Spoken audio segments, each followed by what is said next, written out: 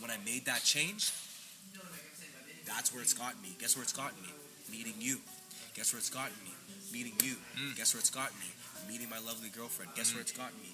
Having a beautiful business that could be life-changing for many, many people, not just me. Right? Absolutely. It's got me into a position where I knew I could have and that I wanted to be at. Yeah. But it took that leap of faith. Yeah. It took that trial period. It took that chance that I was willing to take on myself to say, yo, I don't care what anybody has to say. I'm going to do this.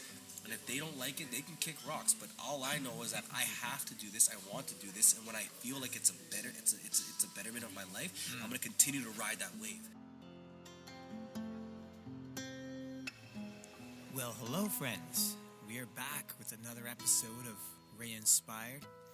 This is Ray, and I was inspired the moment I met these two guys from Unleashed Rage Rooms in Niverville, Manitoba.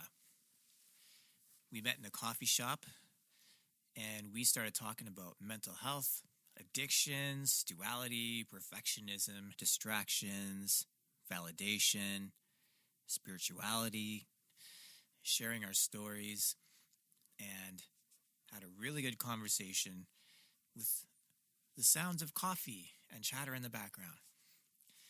So I hope it's not too much of a distraction for you, but the conversation is worth the listen, and I hope you enjoy. Thanks for listening. Yeah, I'm Harris. I'm 25. I just recently graduated, so I'm just learning life, I guess. Where'd you graduate from? Or what? I graduated from Malaysia. Malaysia? Yeah. Wow. I studied there for 2 years, Yeah. but then COVID hit. Yeah. I had to go back home in Bosnia. I needed to renew my passport, Yeah. and I just got stuck there for another 2 years, and Wow. then just graduated. It was all online, which sucks, but Yeah. hey, we've been through it now. My name is Tyree. Prefer to be called Ty. I'm 30 years old. I had gone through a series of events like most people have gone through. Mine have been somewhat very impactful in the last year and a half due to personal family matters. But what I currently do is I am a sole proprietor. I own and I'm a subcontractor for a company that deals with therapy. So I'm a licensed therapist for youth. I also own my own business. It's called Unleashed Rage Rooms. The whole kind of idea behind that is to bring a new source of therapy for people of ages from 10 and above. As of right now, currently, that want to have some sort of release in a new way, an innovative approach, while also working up a sweat. The idea too, again, is to eventually find new alternatives to not only help with mental health, but also kind of give people the understanding that you don't have to dig deep in your pockets to go seek therapy. A lot of people don't have coverage for that either. And this is me talking as a licensed therapist that works with youth, right? Some people can't afford those types of things. So what I wanted to do was bring something that's cost effective. Like it's very much so not expensive to attend, but it's also fun, right? And so far it's been tremendous. I have a great team around me. Harris, the gentleman that just spoke before me, my lovely girlfriend, Becky, my sister, and many other people in the back seats of things. But collectively as a whole, we want to be able to take what we have here at Unleashed Rage Rooms and kind of make it bigger than what it is, to help many, many people, not just in Niverville, not just in the province of Manitoba, but if people want to, come in from all sorts of different provinces and try this out, then they can as well. So I think going back to the mental health aspects, if we can kind of gear towards that and kind of stay on course with that. Yes. With today's world of things, I think what really started to become a very unfortunate negative impact on society as a whole for mental health was when COVID came around. Yeah. It really put a damper on everybody's health, right? Not just mentally, but also physically, because gyms were closed down, the social gatherings, that was also something that was closed off on for people too. So those who were very sociable, those who were very active, had to take a pause, and that a drastic change in a negative way in that person's life, right? In those people's lives, myself included. So when we started to kind of slowly move away from COVID, we start to see people not knowing how to readjust themselves back into their old ways, right? Now new things have happened, new things have come into society, into the world, where now we're trying to essentially still play catch up. Yeah. However, that being said, right, there are methods, there are solutions I feel that people can, gear towards that could help them, essentially, but it has to be that person that's willing and wanting to do those things for themselves. But again, I mean, with what we're doing together, I think that might be a whole new stepping stone for people to kind of want to get out of their bubble, get out of their shell, and try and see, hey, like maybe reading a book might not be for them anymore, to help them, suppress their thoughts and getting down into that therapeutic approach of things, or maybe going to the gym is good, but not as good as it used to be. Maybe they need something that can complement them, right, to help them get to that therapeutic approach, and that's why we are doing what we're doing, in hopes that could piggyback onto things like that can, do kind of like a 2-for-1 kind of special for people that want to figure out a way to help themselves mentally and also physically. Do you have any thoughts on that, Harris, or anything that you want to add into that? Yeah, I mean, with every conversation, there's two sides, right? They agree and disagree. So people are heavy on the mental state side of things, but some people don't believe in it, And I'm not saying it doesn't exist, but I feel like for me personally, if I ever deal with like any mental issues, I can just immediately, I don't know how to word it properly without being offensive or anything, but if I'm feeling down, I'm obviously going to do something that helps me to feel better, right? Right. A lot of people I'm not saying it doesn't exist. So if someone loses a part, like a member of the family or something, they're going to be down. And they're going to be depressed and all of that kind of stuff. And that's understandable. That's completely in line. You can obviously be sad and stuff. But if you're just dealing with life and problems and stuff like that, there's always like a scapegoat where you can like do something about it. And I feel like a lot of people don't know how to use that properly. Don't know how to like get out of that zone where they're not depressed anymore, and their whole mental state is just like in shambles and everything. That's why like therapists exists. A lot of people who like love to help people and reach out to them and like just get them in shape again, get them in line. But for me personally, I feel like if I ever deal with something that's related to mental health, I always try to escape from it, if that makes sense. Like do something different, where I'm like, I'm trying to like turn my thoughts a different way, so I can't think of that thing anymore, whatever is causing me to be feeling depressed. And I always like try to move on from it, however it is. I mean, you're never gonna get rid of it completely. It's gonna be like a stain in your heart or in your mind or whatever. And I only just like always try to drift away from it, do whatever, like anything that helps me clear my mind. What are some of those things for you? Honestly, me personally, I've never like felt depressed. So I would say like going to the gym, hanging out with friends, loved ones, family members. Just like hanging out with other people that can help me out with it. It's like the world we live in, you're never alone. You can always rely on others. But I think a lot of people feel like they're alone. Yeah, they do definitely feel like they're alone. But again, they never know how to take a step out of it. So they always like to be in their own comfort zone.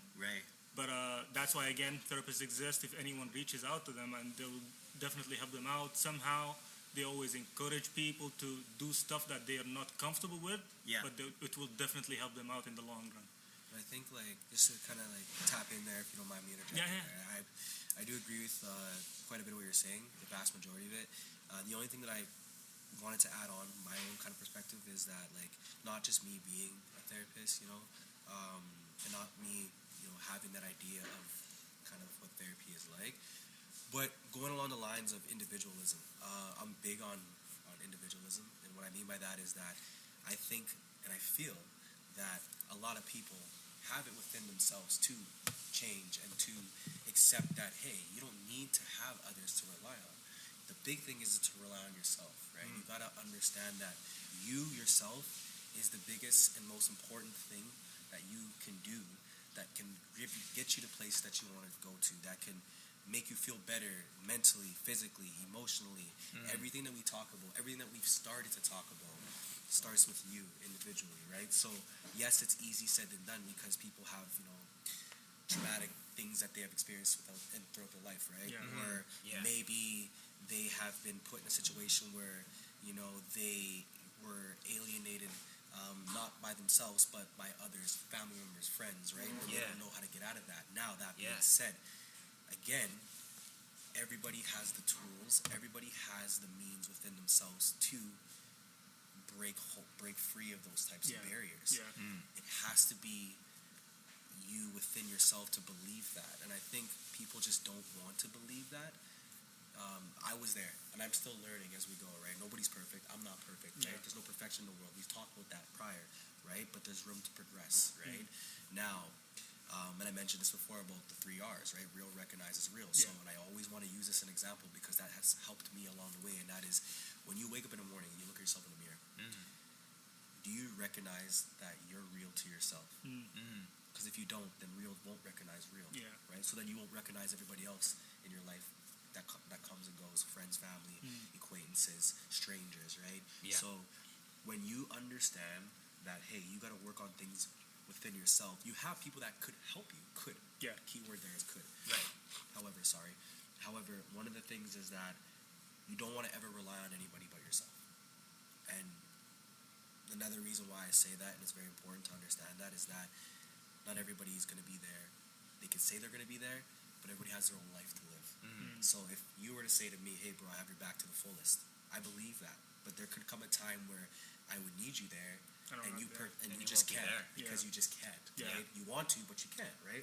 So the reality is that we can't take everybody's word and just keep that within ourselves and say, hey, look, I have this amount of help now, and I don't need to work on things myself. I don't need to go out of my way to learn something or help myself, because I have people that I can depend on. Dependability is something that is often, I feel, what's the word I'm looking for? Apologize here.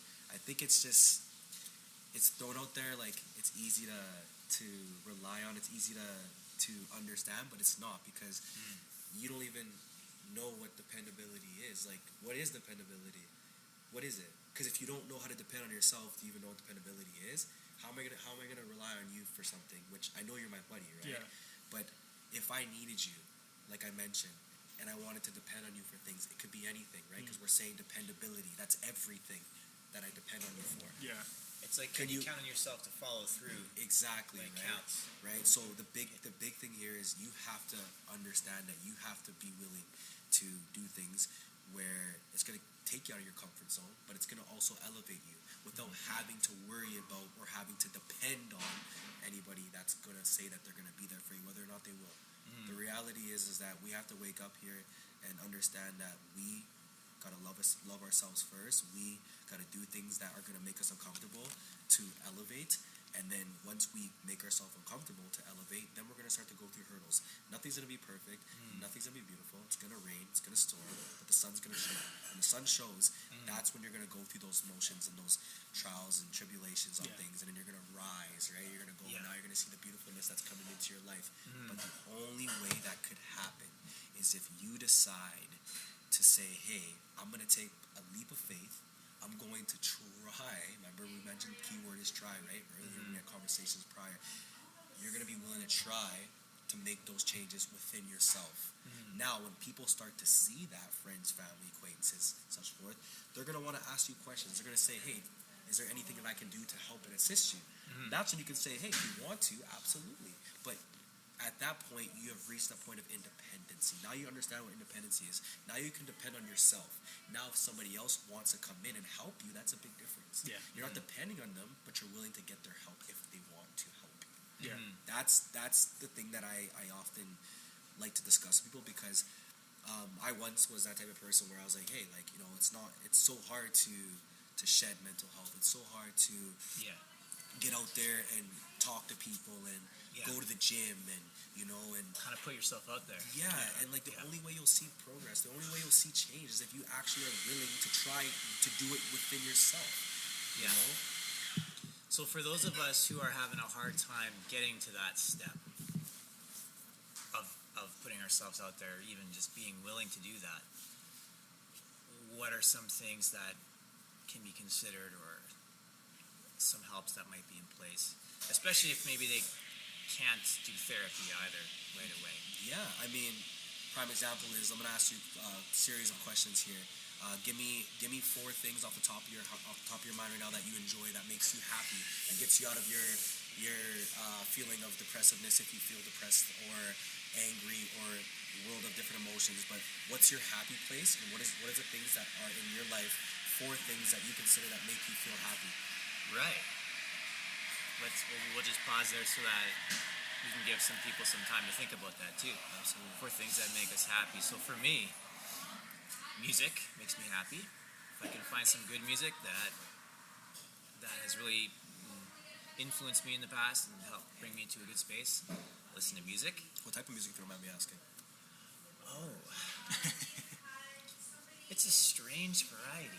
I have a spectrum that ranges from classical, kind of peaceful, instrumental, acoustic music, all the way to like metal.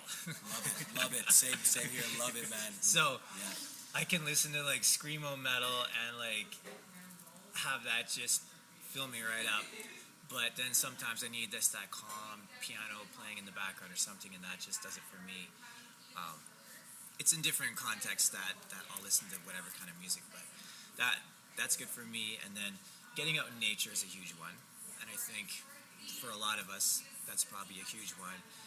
Just going for a walk, getting anywhere where there can be some peace, some more quiet, less noise in the background, by a river, in a forest, wherever that is. Those are my favorite places. Reading a good book, just finding a good book, that helps me to maybe take my thoughts off of what's going on at the moment, and I can kind of shift that in my life, especially some kind of book that inspires me, that I'm really interested at the time. And a 4th thing, thinking about somebody else, doing something for somebody else, takes your mind off yourself and what you're going through. And then many times, ironically, we find out that, hey, we're not the only ones struggling. Hey, actually some people kind of have it worse than I do. Hey, I don't have to feel so bad about where I am right now, or feel so ashamed of how stuck I feel, or how trapped I feel, or how powerless I feel. And that brings me to a good question to maybe follow up, and then you can keep asking back and forth. Absolutely. For those of us that feel kind of powerless in our lives because of everything that's been happening in the past while, and, you know, everything hitting the fan and people's lives literally falling apart like mine did, where you start to feel more like a victim and feel powerless to what's going on around you, how can we approach that, I guess, in a way that can help bring us back to a place where we don't feel like a victim anymore, where we can feel like we actually have some sort of say in our lives, or where our lives are going, or how we can respond to what's happening in our lives, even though we can't control what's happening to us, how we respond to all these things. Yeah, regarding that, I would say, like, comparing yourself to someone else is not always a good thing, right? I agree. But sometimes it's good, because you can compare, you can see where you're at, and you definitely know that other people have it worse than you. Mm-hmm. So I'm always looking back at other people, and I'm like, I'm blessed to have what I have now. Yeah. And some people don't have what I have now. Yeah. So everyone else is going to be like looking at someone else and be like, oh, I wish I had this, I wish I had that. That guy's living his life, he's living good, but you never know. Maybe he's considering himself as someone who's not powerful anymore, Right. and he's losing it. Or like some other people who already lost it, and you're like, oh, I'm glad I'm not in that position. I'm glad where I am where I am now. So, like, always looking back at other people and see how they're doing. It's not always a good thing, obviously, but Yeah. as long as you can appreciate what you have, because again, you can just like, you might feel like you're powerless and you have nothing else left, Yeah. but you just have to take a look around you and see whatever you have left and Yeah. make use of that, and just like start over if you have to, Yeah. and just move on and move And it's on, okay. keep moving, never stop. You gotta As start long as over. no one stops, Yeah. you can draw the starting line wherever you want, Yeah. but you can't draw the end line. You can just you have to just keep going and then reach it. And I like what you're kind of alluding to about gratitude.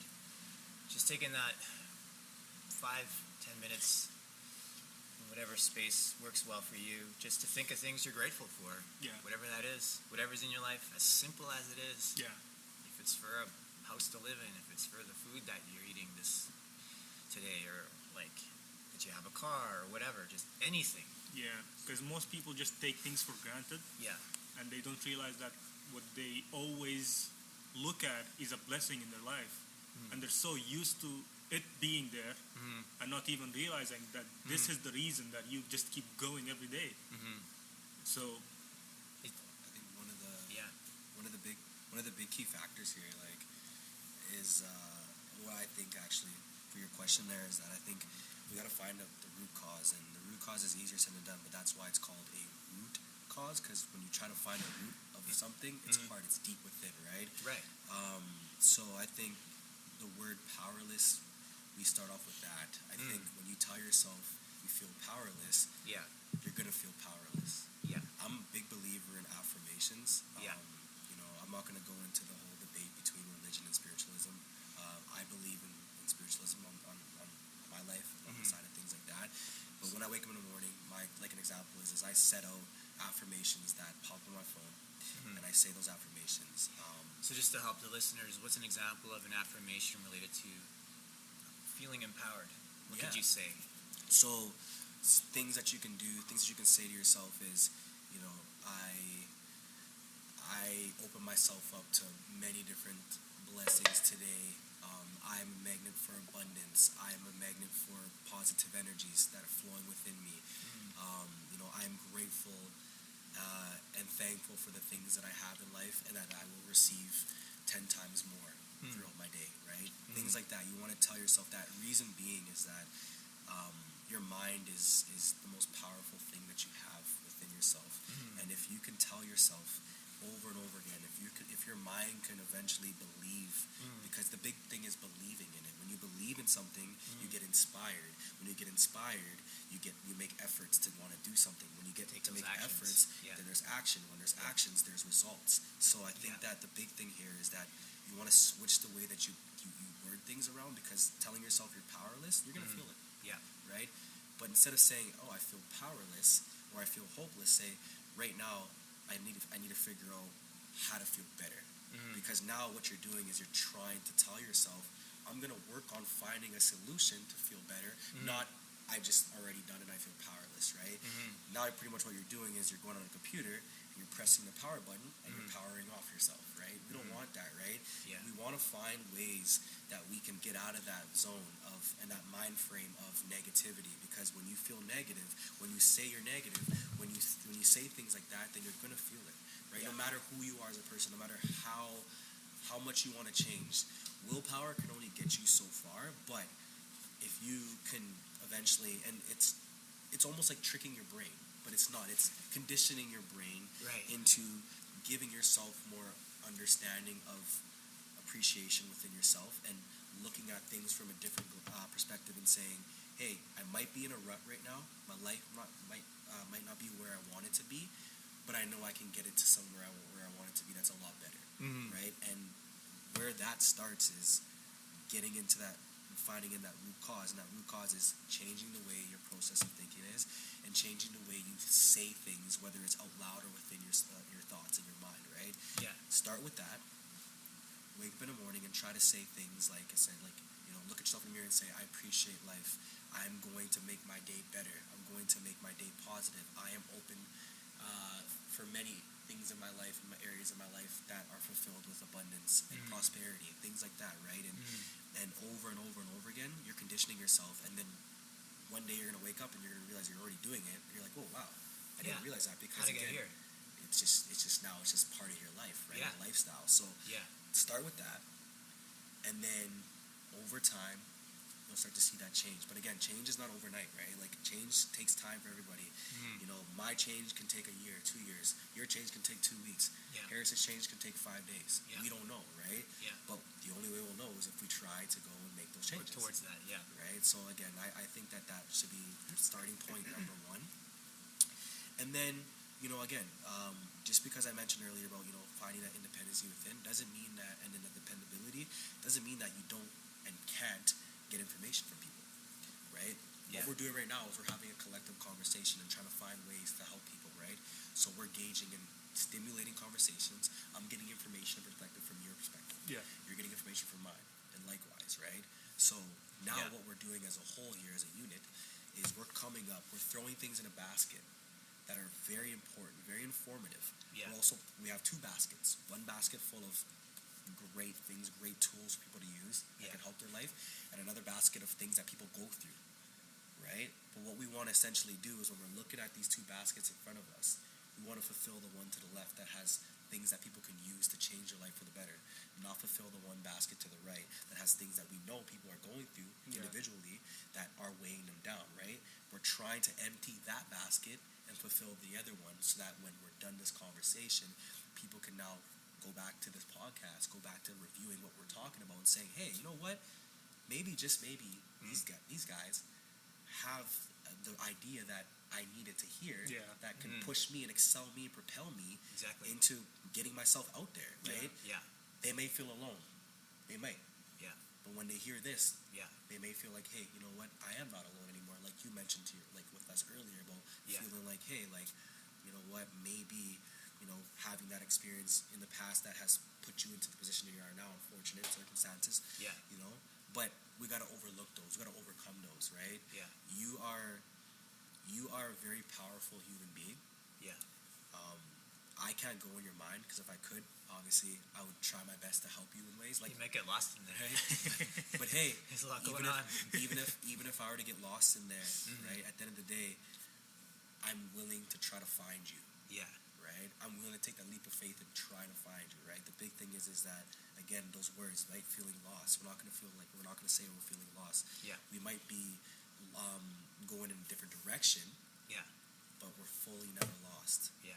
Because people can always be found. You can, right? So the thing is, you want to find yourself, and we'll be there to help guide you or help try to locate you, but you have to be the one to open up your mind to saying, hey, instead of me feeling lost, or instead of me feeling powerless, I'm going to feel more positive throughout my life by trying to eliminate that side of things, that negative conversations, that type of affirmation that you're saying that are not doing anything but negative things for you in life, and then switching those words around. Simple. Just all you got to do is tweak the way you think, tweak what you say, and down the road you're going to see changes. You are going to. It's just part of human nature. It's part of the brain.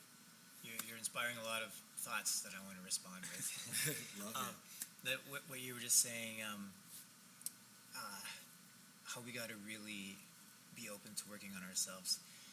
And I just had that thought that helped me some years ago when I started going through the fire, so to speak. We may be in a cage, but we also hold the key to get ourselves out of that cage. And just looking outside of that cage every day, oh my gosh, why can't someone come here and let me out of this cage? You know, they keep walking by all the time. I see that they're outside of the cage. Why don't they help me? Why can't they let me out? And then you fail to realize, and maybe you don't even know that this is possible, that you look into your hand and the key's right there. You can let yourself out of that cage. whenever you want. And it's interesting to not just hear something like this being said, but then to actually fully become aware of that truth, that you have that key all the time. You've always had the key. It just maybe took a few life experiencers or moments to help you remember that. But we hold that key all the time.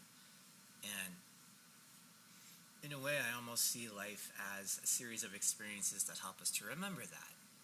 That even all these hard things that do come our way keep pushing us in that direction of like, hey, you can get through this.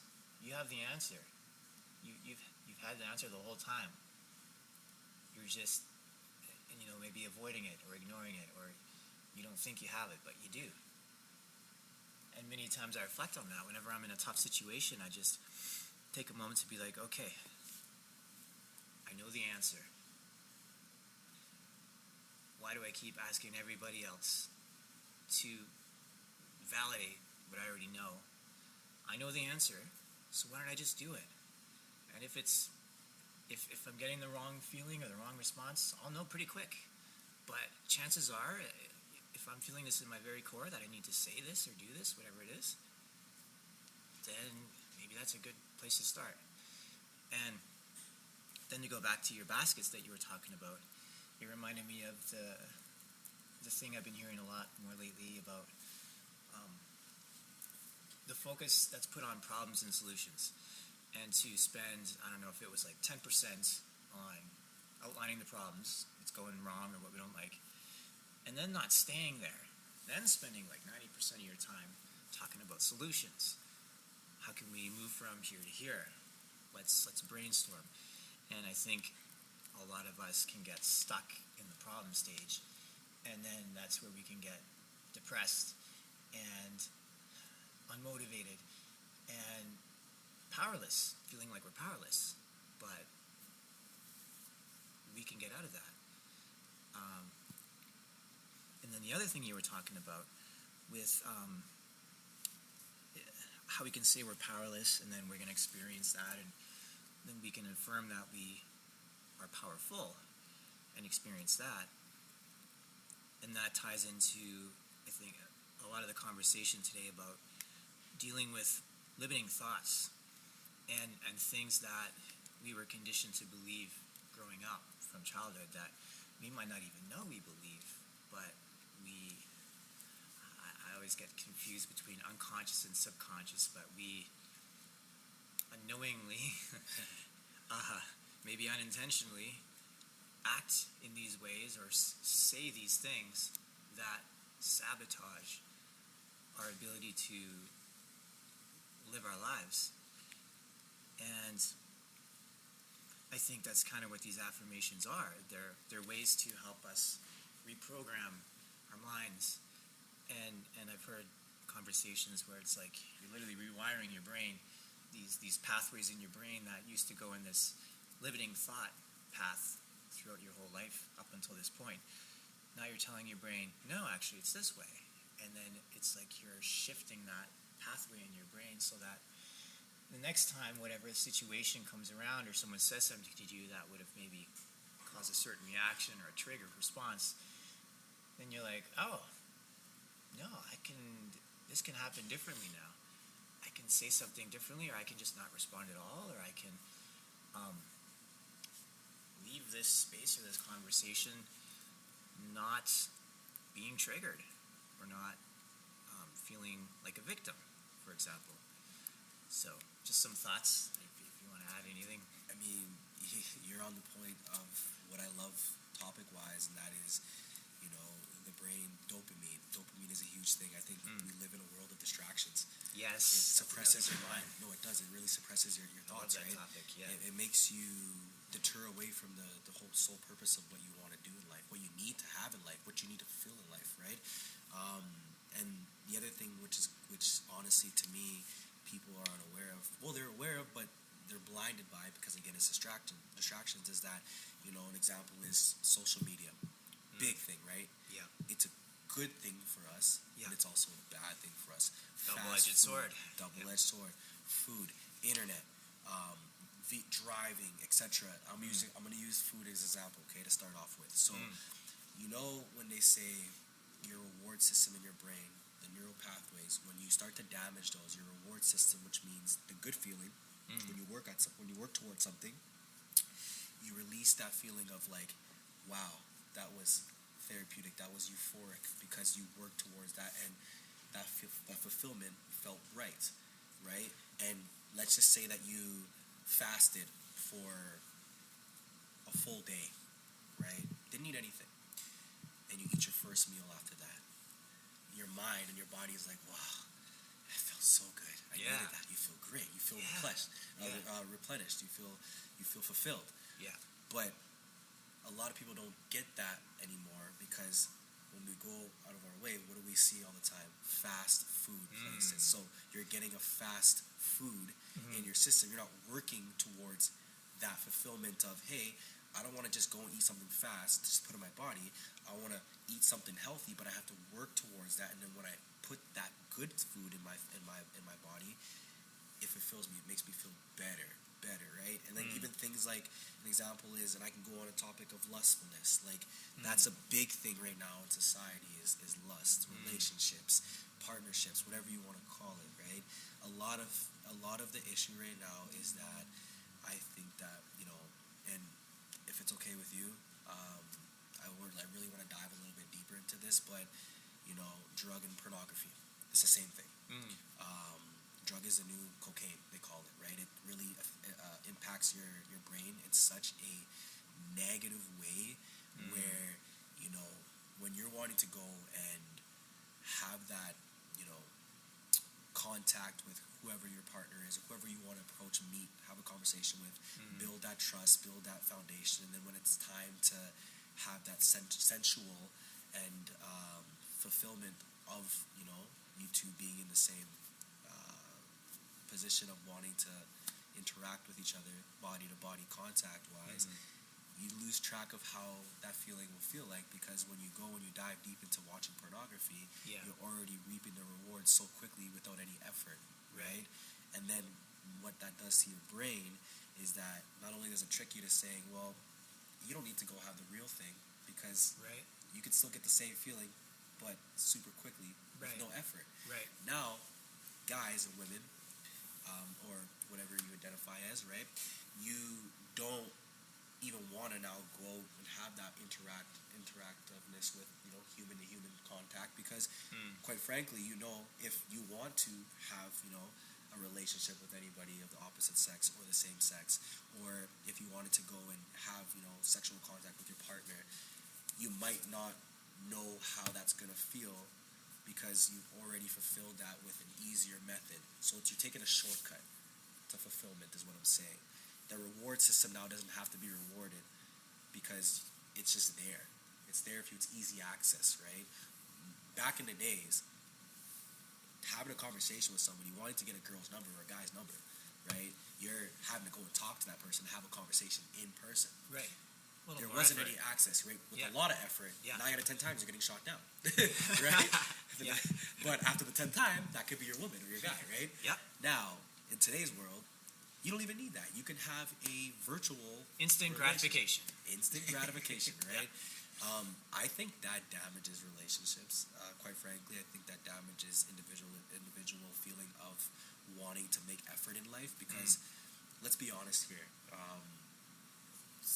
Being sexually active in the right way is a form of emotional release, but it's also a healthy way to release emotions, because when you're doing that with somebody that you want to do that with, right, again, it makes you feel like you had that fulfillment in life, right? So see where I'm going with? I'm continuing that conversation of fulfillment, instead of having to say, hey, like, we don't need to work to get fulfillment. You don't, but you should, because you're going to take away from so much more that you have to offer yourself in the world, than just always wanting to take a shortcut, right? Fast food, it's there for you. You can eat it, you can fulfill your hunger, but you're gonna feel like crap, right? Or you can tell yourself that, hey, you know what? Instead of meeting somebody in person, I can go and meet somebody online. But then when you go and meet somebody online, you're so fixated on just talking to people online virtually. When it comes a time when that person you're talking to virtually comes into person in real life, do you even know how to talk to that person in real life? Right. Can you? Yeah. You won't know because you're so used to having that virtual conversation because now you're hiding behind the screen. Yes, you still see that person, but do you actually really see that person? Now, I'm going to tie this back into what I said at the beginning with real recognizes real, right? You're not actually really recognizing who you are and who you're talking to because you're hiding behind a screen. You're hiding behind a facade, right? Instead of hiding behind, get out of your bubble, make that effort to go out in the world and have a human-to-human conversation, interaction with somebody that you want to get interested in or you already have interest in, and then see how that goes. And then now you're working towards that fulfillment rather than saying, you know what, I don't even want to try it anymore. I can fulfill that in another easier way, which is going back to saying, hey, I'm going to go and have conversation with somebody virtually or I'm going to watch porn and get that instant gratification. That's the biggest, I think, downer right now. That's one of the things that unfortunately, which I'm scared of, is that the younger generations and the generations that have so much more easier access to, which is then going to cause them to have a harder time to do things in life because it's going to suppress their mind into saying, hey, you don't need to work for things. This is an example that you don't need to work for, and you feel great, right? Yeah, you do, but then when you get older, when you start to realize that, hey, this actually takes energy out of my day, out of my life, do you want to still continue to release and without any effort that energy that you could put into something else that can benefit your life? I don't know. That's just, I can go really deep into this, but So many things we can talk about here. I just love that conversation, that topic, because I think that's the world put that in here to distract everybody, and it's a huge distraction. More people are starting to be aware of this and say, hey, I'm gonna find ways and alternatives to block that or try to. You'll never be able to get rid of it, but parental controls or screen time passcodes on your iPhone or your whatever it is, or instead of wanting to essentially say, hey, you know what, I think this is okay. There's nothing wrong with me doing this because everybody else does it. Again, why do you want to be like everybody else? Be true to yourself. Be real to yourself. You know that it's not good, right? If it was good, then we would all feel like, you know what, we don't need to have interaction with humans, right? Real people, right? So That's what I call the fake world. It's the same as when you're going to watch a movie or when you're playing video games and you feel so invested in it that you forget about the whole world that you're actually living in. And an artificial reality. Yeah, and you're like you feel like you're so invested into the movie or the video game, and you feel like you're part of that world. And then again, brain dopamine. You feel like you're just living your life, the best life over there. And it's the same with fast food. You're eating it. As soon as you're done, you're like, oh, I want to go back and eat fast food again. Or like as soon as the movie is done, you're going to be like, oh, I wish it was longer. Yeah. Or the game is finished and you'll be like, oh, I want to go back to the game again. Want that fix? Yeah, everyone forgets about the world that they actually live in, and they're more fixated on the fake world that they're invested in and they're watching or playing or whatever you want to say about it. Hey, don't get started on the whole AI thing coming up now, where you can probably just type into a line, this kind of woman with these features, and all of a sudden she shows up on your screen, and then no one wants to leave the house again. I mean, but that's the thing, right? Like with that conversation, with that topic of having distractions and things like that, that is a way for the world to say, hey, I'm going to find something that you can get fixated on that distracts you, and it's hard for you to quit. Yeah. Do you know that that's actually an addiction? Everybody has an addiction at some point. Yeah. But people don't know that they have an addiction until they try to quit that addiction. Yeah. Right. When you try to quit something, You go back to it again. you go back to it again. They usually say it takes Regress. 21 habits to form it takes 21 days to form a habit. Yeah. Now studies have shown it takes literally 3 months, Yeah. right, to rewire your brain and form an actual concrete. Wonder why that is. Why did it get longer? Because distractions. Because there's so many things now that are harder and harder and putting more damage on your dopamine, on your brain, that causes you to just More demand. Keep going succumb to, with it, yeah. to just what's out there. And like myself included, I've gone through hurdles. I still am. Like, I'm trying to find ways to eliminate these toxic things that are put into our lives as a distraction. You know, and I have, and I've overcome a lot of those. You know, that I can help throughout the process. Yes, but did I depend on those people? Not really. No. Did I depend on myself? 100%. You know, did I make judgment calls, and those judgment calls that I made that put me in the wrong direction? Yes. Did I learn from those mistakes? 100%. Now, what direction am I at? I'm in the direction where I wanted to be, that I knew I should have been in a long time ago. Yeah. And I'm continuing to go and walk that path, right? I like what you said, that you knew a long time ago, but along the way it kind of went this way and that way. Well, I like what you said about the cage example. It's beautiful, actually, quite frankly. That you hold the key to it. You do hold the key, 100%. And because you mentioned that, because you said that, you already know that, within yourself, as an example, that you have the ability to change. Oh, yeah. It's now up to you to want to. You will. And I think you are. And it's going to be a beautiful journey. Embrace it. It's not easy, because if it was, everybody would change for the better. But not everybody's journey is also the same either, right? Yeah. Maybe there's some similarities, but in the same contents. I don't know, what type of experiences you've maybe gone through unless you express that to us. Even then, you'll find out live it, right? eventually. Yeah. Yeah, but, for sure. I just personally think that, with the way society is, with all of these distractions, it is hard for all of us here to try to eliminate those barriers, and we can, but again, it just takes discipline. It takes independent effort, individualism in terms of wanting and willing to try to make the effort to change. And then from that point, others can engage in the same similar conversations like us and say, hey, listen, now how can we collectively give information to those who are trying to find this exact information but feel like they don't have the resources or the people alike that had similar situations or are in the same fashion of things that are wanting to help. So, as we've been talking about these distractions, I got thinking this question in my mind: what's the intention, or what's the end game behind all these distractions, and why does it seem like they're intensifying? What's going on? I guess maybe what's the bigger picture here? I think it's simple.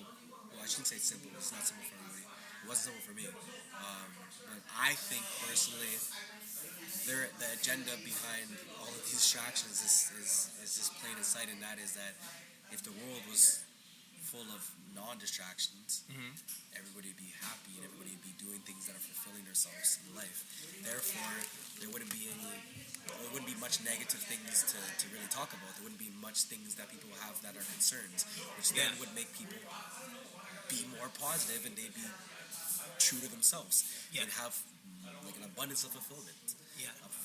But like at the end of the day, again, like I there has to be things that are set in place, a higher power, regardless of what you believe in, but the control is what they want, and that's the only way you control is to put things in place that could suppress people's minds as a form of, hey, we don't want you to be happy 24/7, 365. We don't want you to be healthy 24/7, 365, because if you're healthy, you're happy, where along the lines is there going to be what we can draw where it's, hey, there's chaos or there's things that people can fear. I think the biggest thing is they don't want to say it's fear, but they want to instill fear in you, right? That's why there's the media and the news. They release things that they, I think, fabricate on a lot of. Yeah, of course. Which then, results into fear, right? They tell you things that aren't true, right? And then they push things that aren't good for you. Why is that? Control, fear, and they don't want everybody to be happy and they don't want everybody to be healthy, because if you're healthy, you're happy. If you're happy, you're not sick. If you're not sick, you're not dependent. Right? On whatever. That's just my belief. Dependent on. Speaking of that, because I don't want to get into the religion part of it, but there's always the good and bad, to balance things out. So there's always like distractions, as in this example, distractions and living life, being happy, being fit and everything, 24/7, 365. Then there's no point in life in general.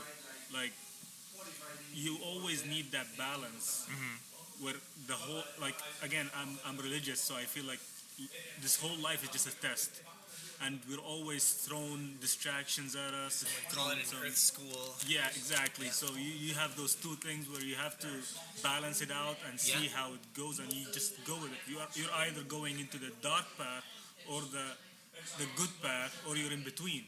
So, like, the whole thing is just a test to see how we as humans can function and live life without, I mean, with those distractions in place. And again, because if you're happy 24/7, you're healthy 24/7, then what's the point? What's the point of us as creations even to exist in the first place? So it all ties back into, again, I'm religious, so it all ties back into religion and, as he said, a higher power that wants control and to basically observe us as humans, how we would function with all those things in place. That's how I view it from a religious perspective. Should I do it? Should I ask him a question? Yeah. And then the interesting thing, sorry, just to add on to what you said, is the way you kind of framed it is the higher power watching us do things. Yeah. But then an interesting perspective I've had is the higher power in us experiencing everything around us Yeah. through our bodies, in a way. Interesting thought. I want to ask you a question. Yeah. I've asked everybody that's important in my life, and you don't have to answer it now. I hope the audio is good enough to capture this. Let's do it.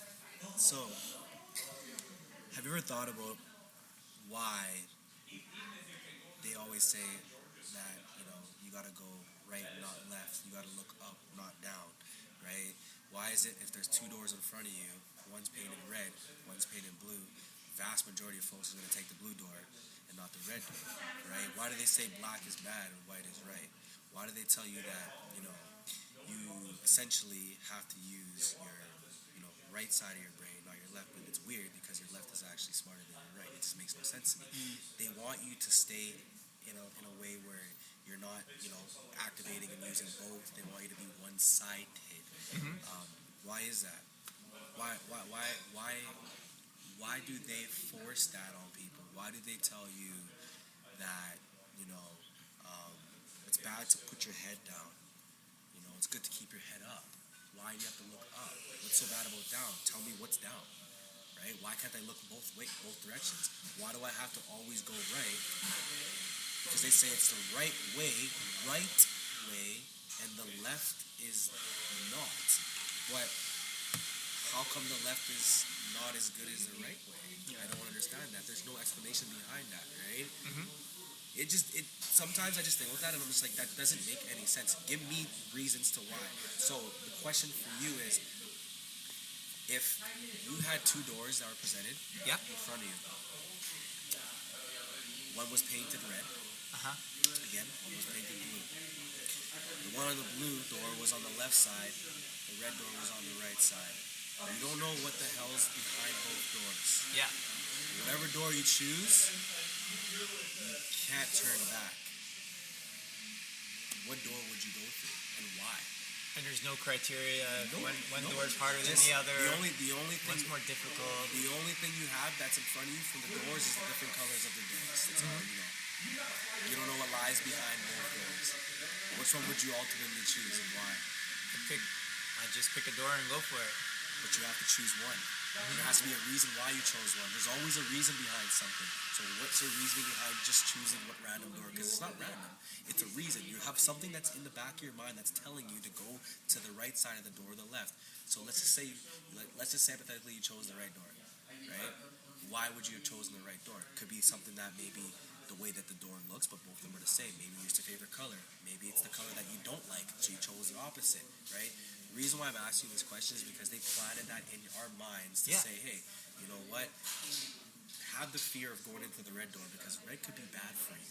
Red is associated with evil and bad. Right? But why is that? We don't know, right? The reason why I use those two door examples, and the reason why I told you that you don't know what lies behind both doors, is because guess what?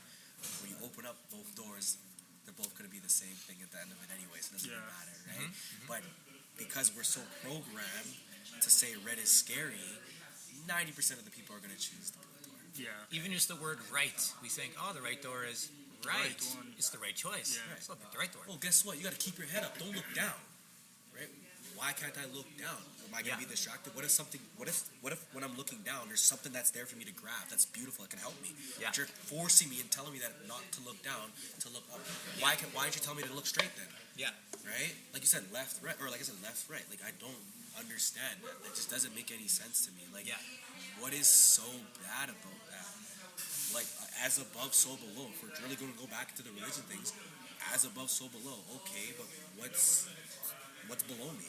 Yeah, I mean, speaking about the What's above me? I don't know either. So it's an unknown, right? You're telling me what I should believe that's there, but you're also telling me what I should believe that's down there. But I don't really know. It's a question mark.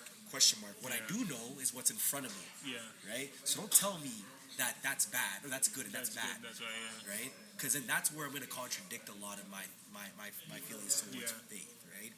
So I don't know. That's just personally, I firmly believe that, you know, that's another thing that they want to program people into believing, and that is that, again, going back to the color scheme thingy, red is bad, black is bad, white is right, blue is the great color to have. Oh, yellow is this. When you look at yellow, oh, it makes you feel great. It's inspiring. It's a happy color. Right? But why? Like, give me a reason to what? If you can back Where'd that come that from? up, right? Yeah. If you can give me concrete evidence and tell me that that's going to be beneficial for me as to why I should like that color or why I should not like the number 13 because I was born on January 13th, like, why would, 13's bad? Why? Yeah. You know what I mean? Like, I don't understand. Give me some concrete evidence and I will shut my mouth and I will then believe. But guess what? There's none. It's just, nope, that's what you have to do. That's what we've been taught. Yeah. Right? Go read a book, right? Oh, I love books, but guess what? Nope, you have to go and go from nursery to kindergarten, grade 1, grade 2, grade 3, grade 4. Guess what? If you graduate, you better go to post-secondary school because if you don't, you're not going to get a good education. You don't get a good education, you're not going to get a good job. Blah, blah, blah, blah, blah, right? You know what's funny about that, though? What's funny? Everybody that I graduated with in my year, in my class, me, myself, and 5 other people are all gone to be entrepreneurs, great jobs, great careers. Yeah. The other ones who were so fixated on that, education, hundreds, they all are working minimum wage jobs. Yeah. Right? Not judging anybody for that, right? But what I'm saying is that the reason why I'm using an example is that what they tell you is bullshit.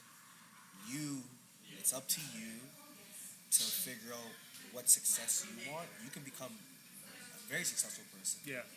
But you don't want to be distracted. You don't want to just get programmed and stay in that program, that quote-unquote matrix, if you want to believe in that we're living in.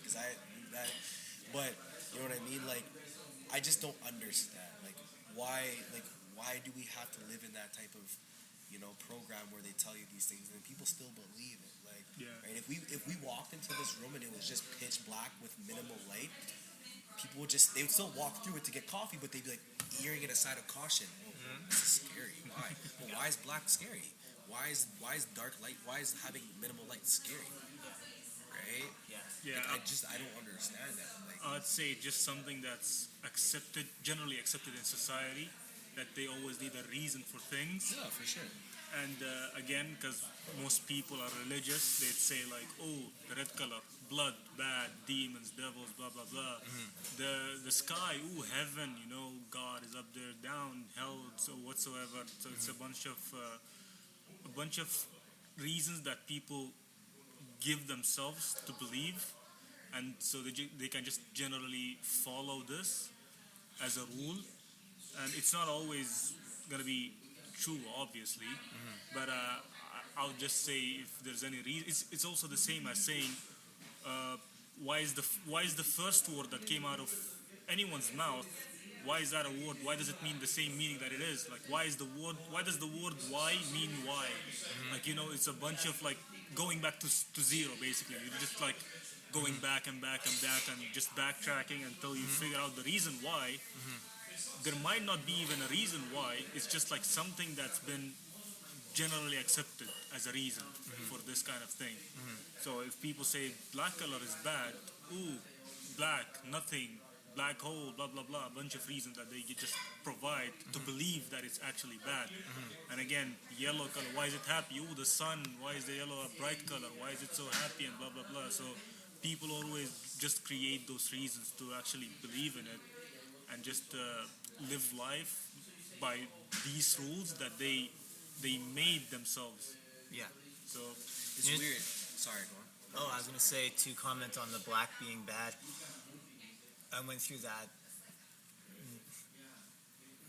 process of trying to understand that better when I thought of photography, where an image, the most attractive image to us is the one that has the most contrast. It's just how it is, where our eyes are more attracted to an image that has a lot of darks and lights versus one that's very plain. yeah, If the image was totally white, would that draw your eye's attention? It'd be like looking at that wall. Is that very attractive? not something But appealing. we look at the picture because there's contrast, but there's dark elements in that photo and light elements. They complement one another. Yeah, And how essentially the dark elements draw your eyes toward the brighter elements. And that's the interesting thing that I came to at one point, where, okay, if we're going to associate black with dark and bad things, isn't it interesting, even in that case, how it still serves a purpose to point my eyes toward the light and the good things? It's not saying that the black is bad. The black's actually helpful. It has a purpose. But if we're associating black with, let's say, depression, well, you don't want to stay there. yeah, You want to be able to see that hope and that light and move towards that. And I think that's where I kind of made sense of that, where it's like, sure, maybe it's dark or it's black or it has that kind of feeling to it, but it can serve a purpose and it can be helpful towards bringing me back to the light. And that helped me hold that balance a little bit better between the dark and the light. And to kind of comment on what you were saying earlier, I think growing up we seem to be conditioned to like take a side. It's either this side or it's that side. It's the whole duality thing. Yeah. Are you dark or are you light? Are you this religion or are you that religion? Are you conservative or are you liberal? Yeah. Which side are you going to pick? And in the end, it's about the balance. It's about that middle, exactly. not about the extremes. Kind of like conversations about the pendulum swing. There's always a tendency to swing from one extreme to the other, but how well can we actually sit in the middle? In the middle, yeah. And then, even if we can get to that place, exist around people who are in the extremes, still kind of pull us from one side to the other. Yeah, And I find that's a tough place to be in, because it's just so easy for us to, and I think this goes into all of the what do you call it, social, where we want to behave like the crowd, where we follow the crowd. The crowd's all doing this, so we're going to do that too. yeah, And the crowd likes to just, you have to pick an extreme. You have to be this side or that side. Believe in this or believe in that. And then to be like, no, actually, I kind of found a place in the middle that I kind of like. yeah, I'm going to hang out there. But it's tough, because every day it's like these conversations and things on TV and things you read or whatever, they're all like trying to pull you one way or the other. yeah, And it almost seems like that's one of the because then of course that creates division too, and conflict and separation and fights, and you're wrong and I'm right. And it's not helping.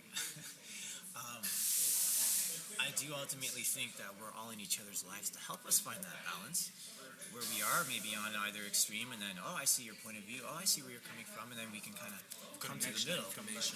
Yeah, but to stigmatize one another and to have so much division, I don't think that helps our overall cause here of what's going on. It's really, I guess, a kind of avoidance or denial or resistance to getting to the middle. No, I want to stay on this side. I've been this way my whole life. My family was like this. My grandparents were like this. I'm not, letting go of that. And of course, I guess a place of fear is maybe what motivates us to hang out on that one extreme. And it can be very hard to come to the middle or to open our minds to things that are maybe a little contrary to what we grew up understanding. But I found it interesting that when you do start to move in that direction, it's interesting. It's like, hey, this is okay, actually. I kind of appreciate talking with this person who sees things a little differently than me because it's helping me understand in a better way myself and maybe even pulling me towards that middle place. And that's been a huge part of my life in the past 4 years, I would say, is I've been hanging out in these extremes for so long in my life, whatever they were, that were not helping me. They were not serving me in my life, and they kept bringing me to a place of hardship and confusion and chaos and all these things in life that were just not healthy or good. So I had to let go of that, surrender that, and kind of come to a place of trust of, hey, actually I think maybe there's a better way than how I've been doing it this whole time. Like, yeah, you've been suggesting or talking about is finding that space. That, I think in a lot of conversations, people kind of word it like this, well, I know my truth, or I have my truth, and maybe that's kind of how it is. Like, you just know in your core, yeah, this is where I'm at. And you can say whatever you want to say to me and try to persuade me otherwise, but I've experienced the realness of this way that I'm being right now. And it's going to be pretty hard to shake me from that space because it's real. And yeah, kind of like you're saying, and it was the same for me. I grew up in a Christian community. I've just really come to a place where I've asked a lot of questions. I've been integrating a lot of things that I've been hearing from other beliefs, if you will, other worldviews. And really, how do I say this? There's all these conversations too about raising your vibration and raising your consciousness and your awareness. As you do that, you kind of, and you start to see the bigger picture, you're like, oh, interesting. Huh. Why do I hate on these people so much, or on this group, or on these people that believe a certain way? Why do I feel like they're the enemy? Why do I need to treat them like that? Why can't we just exist as human beings and support one another and work through this life together and support one another rather than fighting with one another? And of course, that's the whole world peace. Why don't we just all be friends and not fight anymore? But I just find that once you get to that space, it makes a lot more sense, I guess. And then I'm like, I just feel, ironically, like I'm living in a very real way, more from a place of love than I was before. Likewise. I can do that. Yeah. Likewise. Well said. I feel less judgmental, less critical, which ultimately probably came from somewhere in myself where I was judging and criticizing myself. And so here I am judging everybody else because I judge myself so harshly. I can't accept myself the way I am, so I'm not going to accept you for what you believe and what you're thinking about yourself or how life should work. When I started to let go of that, I'd be like, hey, I'm cool with me the way that I am, even though I'm very screwed up and I make a lot of mistakes. It's cool. I can love myself the way that I am. I can accept myself right now. also knowing that I am not those mistakes or those failures. I am not how I feel right now. I am not what I'm thinking right now. I'm greater than that. I'm beyond that. I can disengage from that, which is why I can accept who I am, because I know who I am.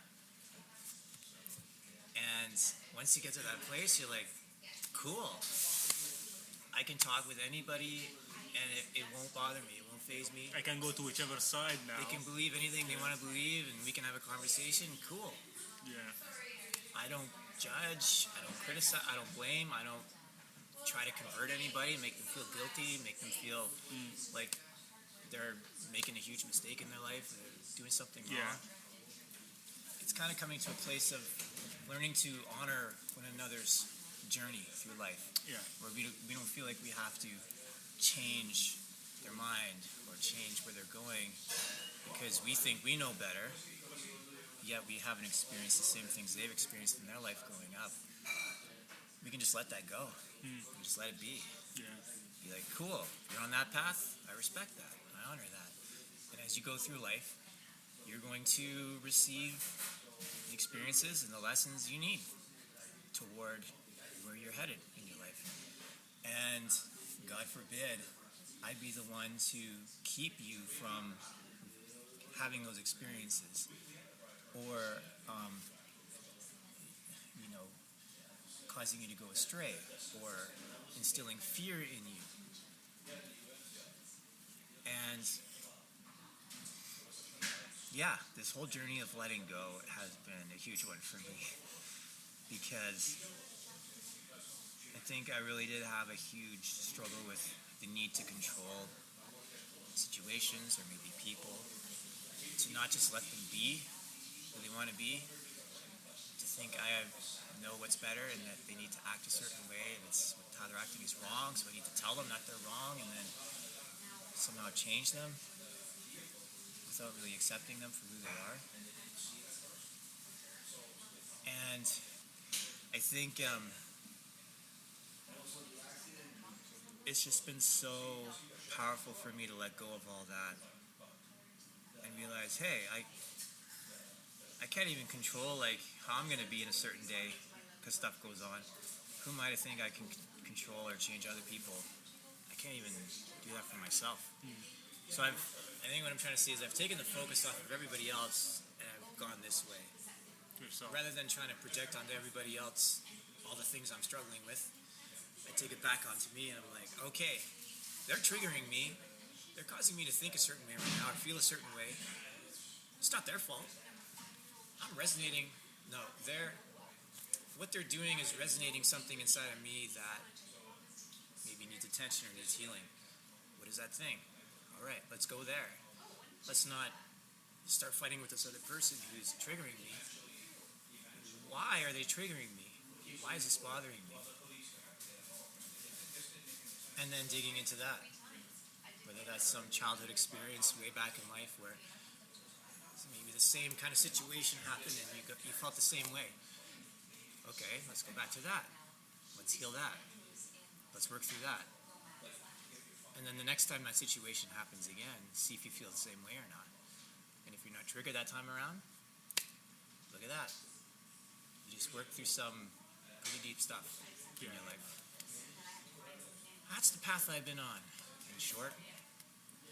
And it includes all kinds of experiences from divorce after 16 years of being married. It includes going to ICE detention for 75 days in the U.S. It includes having a financial crisis, almost going bankrupt, having to sell properties for way below their market value, pretty much liquidate everything. It includes incredible debt I had to deal with and figure out how I'm going to pay all this stuff when I can barely pay for my own food, for clothes to wear. It includes just physically deteriorating to the point where I feel so unmotivated and so weak to even do anything in life. Spiritual crisis where I'm like, what do I even believe anymore? What's true? What's real? What can I really hold on to? Because it seems like everything that I knew is falling apart all around me. I'm almost like it's all a lie. What's going on here? So I ask a lot of questions, hard questions, and thankfully I feel like I'm coming to the other side of that, and it's lighter again. But that was a heavy place, and I think perhaps a lot of us have experienced that valley of whatever we want to call it, or the dark night of the soul, or whatever that is, where we just go into the very dark places and work through that tough stuff. I think in the past 4 or so years, a lot of us have, I don't know if I want to say forced, but it's kind of been inevitable that we've been confronted with these things, so we couldn't avoid them anymore. Otherwise, we wouldn't be able to move forward. And maybe that's what some of that isolation helped us with. Now we're stuck with ourselves, and we're stuck with our thoughts, and we're stuck with whoever we're with. How are we going to manage that? Can we survive that? Can I survive being with myself in my own space every day? When I know all my tendencies and all the things I struggle with and all the problems that I have, can I make it through that experience? Can I accept myself? Can I show love toward myself and those around me during this time? And I think a lot of us went through a pretty big fire in our lives of purification and of refining and of really burning away a lot of the stuff that didn't belong, that needed to get removed from our lives. I don't know with you guys, but I found that I'm not the same person I was 4 years ago, even 1 year ago, even 2 months ago. It almost accelerates once you're on that path. It's like, it starts with like, wow, I'm so much farther than I was a year ago. Until like, wow, compared to last week, I'm like so much further than where I was last week. To like almost every day. Stuff's happening every single day that you're like, whoa. I see things differently now. I understand. I get it. I'm listening to people talk with me or listening to these conversations, and I'm like, huh. And then you just really start to almost, it's like those pictures of like, the guy with the brain and then all the light and everything. It's like The light bulb from this stage to that stage to that stage, and then everything's all, connecting to each other, yeah. It's like you really do start to see everything, sort of. If that's the way of putting it. You just get it. And then you get to deal with the struggle of those around you who perhaps don't see things like you see them. And I find that can be tough sometimes because how do you impart the awareness that you have with somebody else if they haven't gone through the same kind of journey that you've been on, the same How do you know that though? awarenesses? That's the question, right? How do you know that though? Yeah. You're going into it thinking like, oh, nobody has gone through this, or they have, but you don't. I think. Yeah. So that's my next question. Is that like? Yeah. That's how I trained my process of thinking from back then into now, and that is that. And I was telling Harris this morning.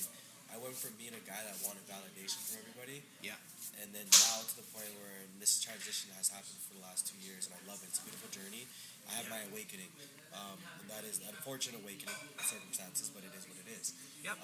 But that being said, the guy that I am now, it's like quite frankly, whoever I'm having a conversation with or whatever situation I'm in, the only thing I care about is how I'm going to be in that situation, how my response is going to be, and how I'm going to feel after that situation.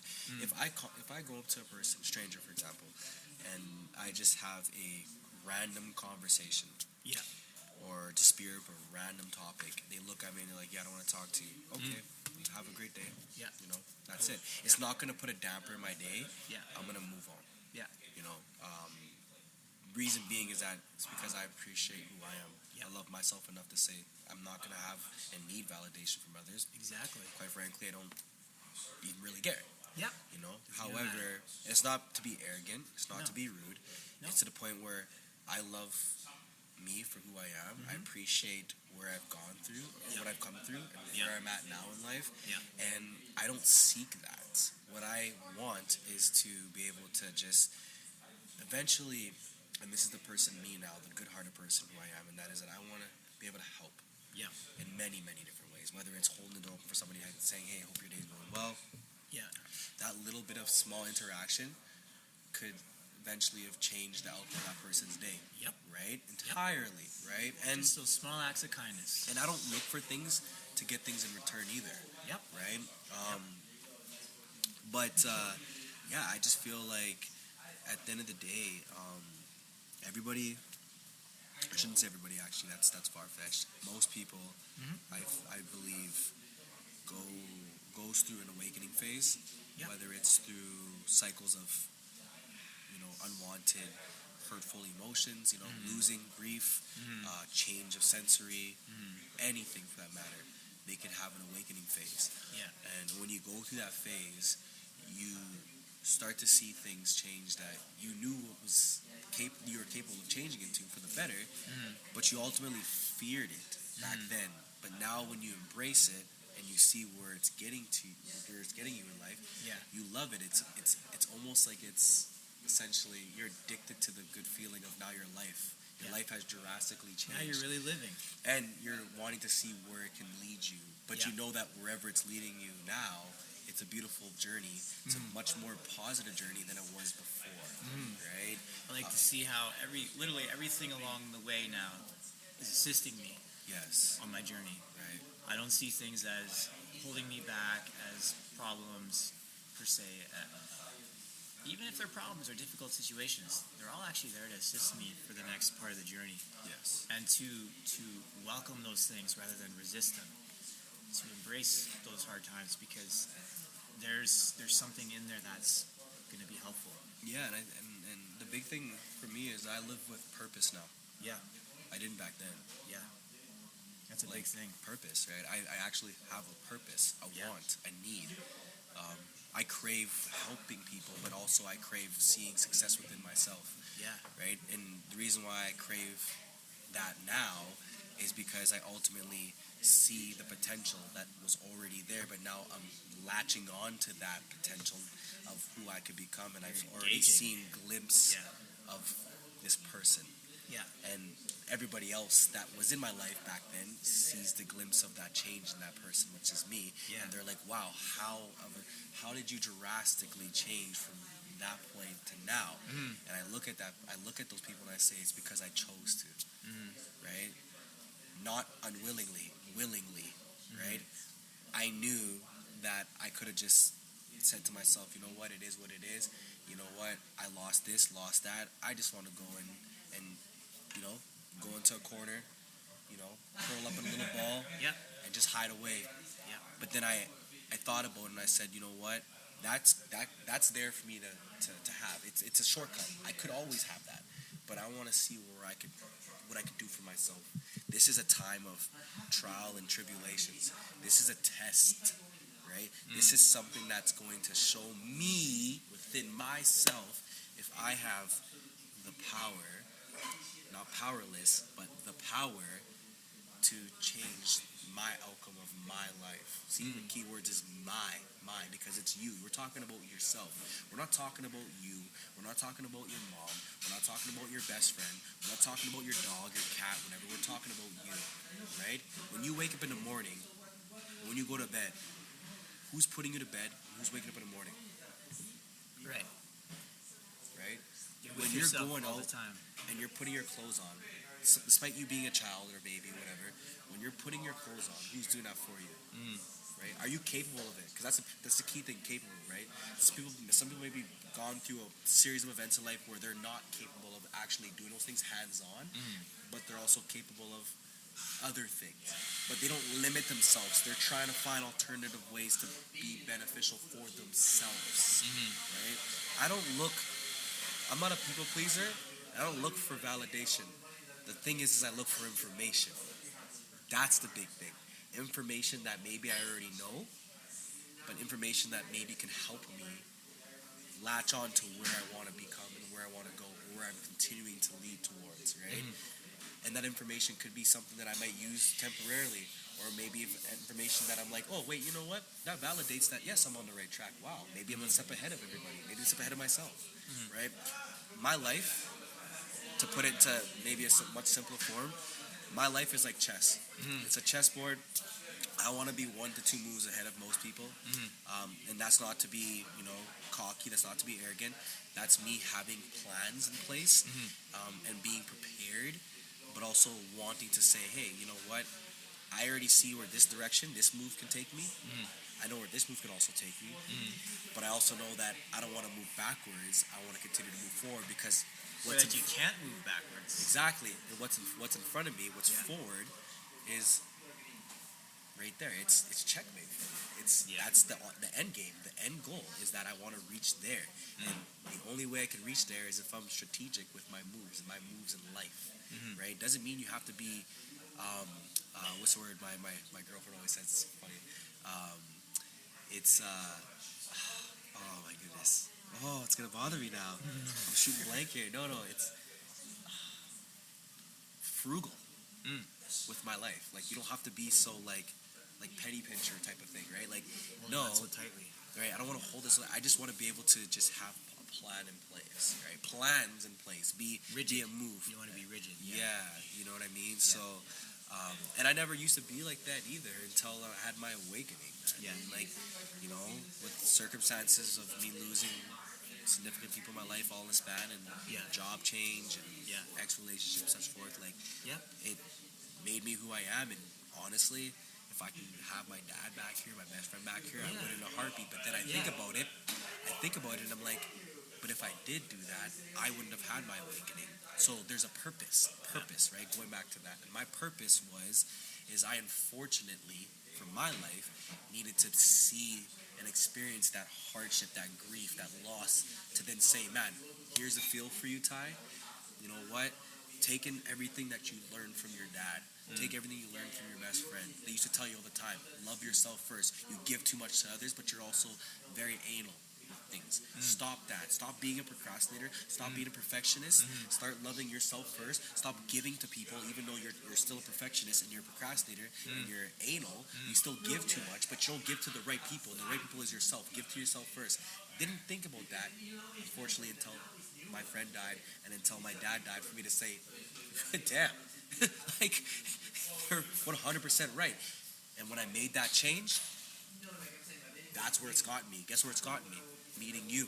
Guess where it's gotten me? Meeting you. Guess where it's gotten me? Meeting my lovely girlfriend. Guess where it's gotten me? Having a beautiful business that could be life-changing for many, many people, not just me. Right? Absolutely. It's got me into a position where I knew I could have and that I wanted to be at. Yeah. But it took that leap of faith. Yeah. It took that trial period. It took that chance that I was willing to take on myself to say, yo, I don't care what anybody has to say. I'm going to do this. And if they don't like it, they can kick rocks. But all I know is that I have to do this. I want to do this. And when I feel like it's a betterment of my life, I'm going to continue to ride that wave. And guess what? I'm riding that wave, and I'm not just riding it now. I'm overcoming that wave. Now I'm ahead of that wave. Now that wave, that current is not even in front of me. It's not even touching me. I am sailing right past it. And now I'm looking to try to go around to help others sail past it. And that's just where I'm at. That's where I want to be at. And I'm glad and I'm blessed and I'm thankful. And at the end of the day, to end what I have to say with my topic on this is going back to the words of affirmations. I say it all the time. I'm grateful for the things that I have in life, for the people that I have in my life now. I'm grateful for the way that I prepared myself to, and the chance that I took on wanting to change. And I'm not going to look back. I'm going to continue to progress in life. I'm not going to strive for perfection, but I'm also going to understand that when I wake up in the mirror, when I wake up in the mornings and I look at myself in the mirror, I want to recognize that I'm real. Because if I recognize that I'm real, then real does recognize real back, right? Simple. What do you want to say, bro? Yeah, well, speaking about that, and also touching on what you said earlier about being in control of the situation, right?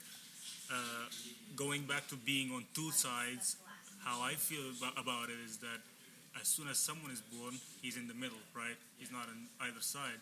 And as they're growing up, they get influenced to be on one side or the other, however they want. So he said, being in a Christian family, being in a Muslim family, whatever religion they believe in, you get influenced to be on that side. Then they go to school, their friends believe in this, they want to be like them. Then they go to this sport, they don't like this sport, and blah, blah, blah. So at some point, it comes to you and be like, oh, hold on a second, I'm being dragged without me even knowing that I'm being dragged into one side. And now I can stop and take a deep breath, think about it, and know where I'm exactly at. So I'm going to pull myself to the middle, and I'm going to be in control of what I'm going to be believing in exactly, or how I want to approach things. So I either be on this side or this side. No, I'll go back to the middle. Maybe I want to see what the other side looks like. So I'll go to that side, see how things goes. Maybe touch on that, but so if you're like in a Christian family, you'll go to the other side. For example, I want to see how Islam works. I want to go to that side and see. I'm not converting on it. I just want to learn about it and see the different perspectives that they have. So you're in control of how you want to be on the pendulum, let's say. So you go to that side, see their perspectives, learn a bunch of new stuff, then you can even go back to your side again. So you're still in control of where you want to be, and you learn a bunch of stuff, and then at the end of it all, you might not want to be on this side or that side, you just want to be in the middle. But at the same time, you've been to both sides, and you already know what both sides want and what they believe in and blah blah blah, whatever they want to believe in. You already experienced that. So if you want to talk to other people if you want to talk to someone who's on the other side, you're going to be like, oh, I've experienced it, so you can have an open conversation with them. You don't have to force yourself into them, or even them forcing themselves into you. So you've already experienced it. You're going to be like, no, I'm good, I'm fine here where I'm at, I'm in control of myself, I'm good where I'm comfortable where I'm at, but I can still move to one side or the other depending on how I feel. If I want to be on this side, I'll move closer to this side or the other side. But at the end of the day, I'm still in the middle and I'm in control of myself.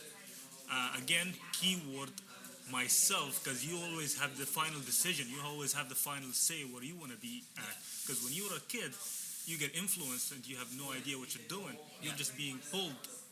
But at some point, you're going to be like, okay, hold on a second. Let me be in control of myself now. And actually, like, control myself and do whatever I want to do, instead of being just dragged by people influenced by everyone else. Exactly, So at the end of the day, you're in control of it. You can go to either side. You're in the middle. You're fine wherever you want to be in.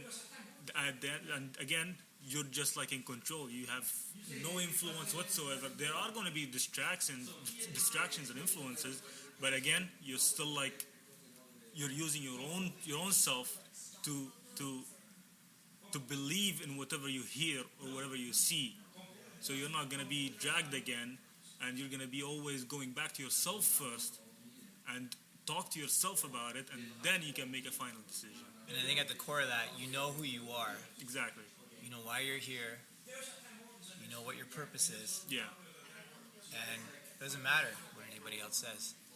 And then I like the idea of balance in the middle and of unity in the middle. And I often think of like the infinity symbol. On either end, you have both extremes. Yeah. And you can kind of move your way along that path to some point where you move toward the middle, where everything unites. Intertwines and everything. And it's interesting to almost see life like that, how there always seems to be these extremes, and we often move from one extreme to the other. But then what if there's a place in the middle somewhere that works too? Yeah. Where there can be more that experience of what unity is, what union is like. Yeah. It's an interesting thought. Yeah. It goes against a lot of what we've been taught to behave or believe, which is more towards division and separation and fighting. Yeah. Interesting one. And is that where all things are moving towards? exactly. A certain unity. There is always two decisions at the end of the day, but no one ever thinks about being in between of those two decisions. I would see. That's where I debate with you guys. I wouldn't say there's two divisions or two decisions. Sorry. I think there's millions of decisions. There's decisions that just come front and center are the ones that you think are the most important ones, but there's so many much more decisions that you have to make. But I just think that like, when I tell my family this, like I tell my mom this, I tell my sister this, like everybody, like I just think that people should start writing stuff down and do more. I think it's very important because sometimes you want to be able to access many different resources for you to gauge and remember information, not just by recording, not just by conversation, not by video visualism, but you just do everything you can to like just remember things, conversations like this. But the other thing, the reason why I think I disagree with that is because that's where you're only limiting yourself with, you know, your brain power. Like your brain is bigger than what you even know. Like we don't even know how much we can access. They say we can only access this amount, but we don't know that. Right? Yeah. We just don't know anything really, to be honest. But what we do know is what we want ourselves to do in life, and the information that we want to learn. That's what we can go at and go towards, right? But to say, oh, you have this choice and this choice, that's just the same way as what we were saying that we don't want to believe in, and that is you have the left and the right. There's no difference, right? Let's, instead of saying you have two choices, say you have vast majority of choices. Which ones do you want to take, and which ones do you want to do that are the most important for your life? That's gonna better your life. That's how I look at life, right? I don't want to limit myself to anything, right? No, I definitely see what you're saying, but I'm saying like in general, life for me, I know how you view it. Yeah, for you, yeah. But for me, life always depends on two things. So you're always gonna be like, oh, left and right, up and down, heaven and earth, demons, angels, you know, all that kind of stuff. So there's a variety of choices. There's always different. How can I say this? There's always different choices that comes in life. It's not always like the whole aspect of life is not only like, oh, one or two. It's two choices. It's everything that's diverse, and everything is like connected to each other, where like you make decisions. Everything depends on two things. Everything in life always comes down to two things, either this or that. That's how I see it. Yeah, no, and that's completely valid. Like I'll never knock anybody's opinions. For me, that's why I said I disagree. I think it's right. I'm not saying that everybody should disagree. No, there's points that you made that are valid. For me personally, I do disagree because again, going back to what I was saying, from my life and from my perspective, like you have the decision to. I have the decision right now to walk away from this conversation. Yeah. Right. I have the decision to just grab this. Oh, do I want to grab this or want to grab this? Like your brain's always on just like constant thinking. Yeah. Right? Like milliseconds of constant. Maybe even deeper than that. Maybe even faster than that. We don't know. Yeah. Right? So you have a trillion choices within a second that you can make. Right? Don't limit yourself, is what I'm saying, because yes, there are important choices that you have to consider, right? That are just more out there, that are in front of you, that you know you have to make, right? Like, if somebody pointed a gun to my head and said, you have the choice to save this person or this person, right? Then now you're critically thinking, right? That's a different topic now because you have to critically think of a decision you have to make. Yeah. But then there's still other alternative things that you can think of that can get you out of that situation. You're critically thinking, but you're also still thinking of so much more, not just limiting yourself to just what that person told you. You have two choices to make. You have more than that. Even in that situation, you have the choice to act on whatever. There could be that span of moment where you can make a choice of boom, leaping at that person because that's your moment, or you have the choice of just moving something at an inch of a distraction for that person, and then that's your opportunity to see. You know what I mean? So there's always constant movement within your brain. There's always constant activity. You're always constantly thinking of different things, like millions of things, like I mentioned. So How I always separate myself from the most important things that I want to decide on is, like I said, I either write it down, put it in my notes in my phone, record myself. Honestly, that's something that I was taught, and it has been tremendous. Yeah. And that is that when I'm driving, Yep. either home or to work by myself, what I'll do is I'll actually put my phone on record, Yep. and I will just record myself having conversations. Yep. And then when I stop and listen, I listen to myself. Yeah. And then I'm like, are these things I should be saying? Yeah. Or I need to correct these things, right? Yeah. I don't want to lose track of where I'm at, so I got to limit those things, because you don't catch yourself saying things until you actually play it back. Yeah. And how many times do you actually play yourself back and listen to yourself? Not often, right? Very seldomly. So if you start to do that, you start to record yourself having conversations Yeah. with yourself and with others, and you play it back, you'll critique yourself because you're your hardest critic, but it's a good thing. Of course, yeah. But you're also going to find things that you're like, oh wow, I didn't catch myself saying those things or doing those things repetitively. Maybe I got to change that.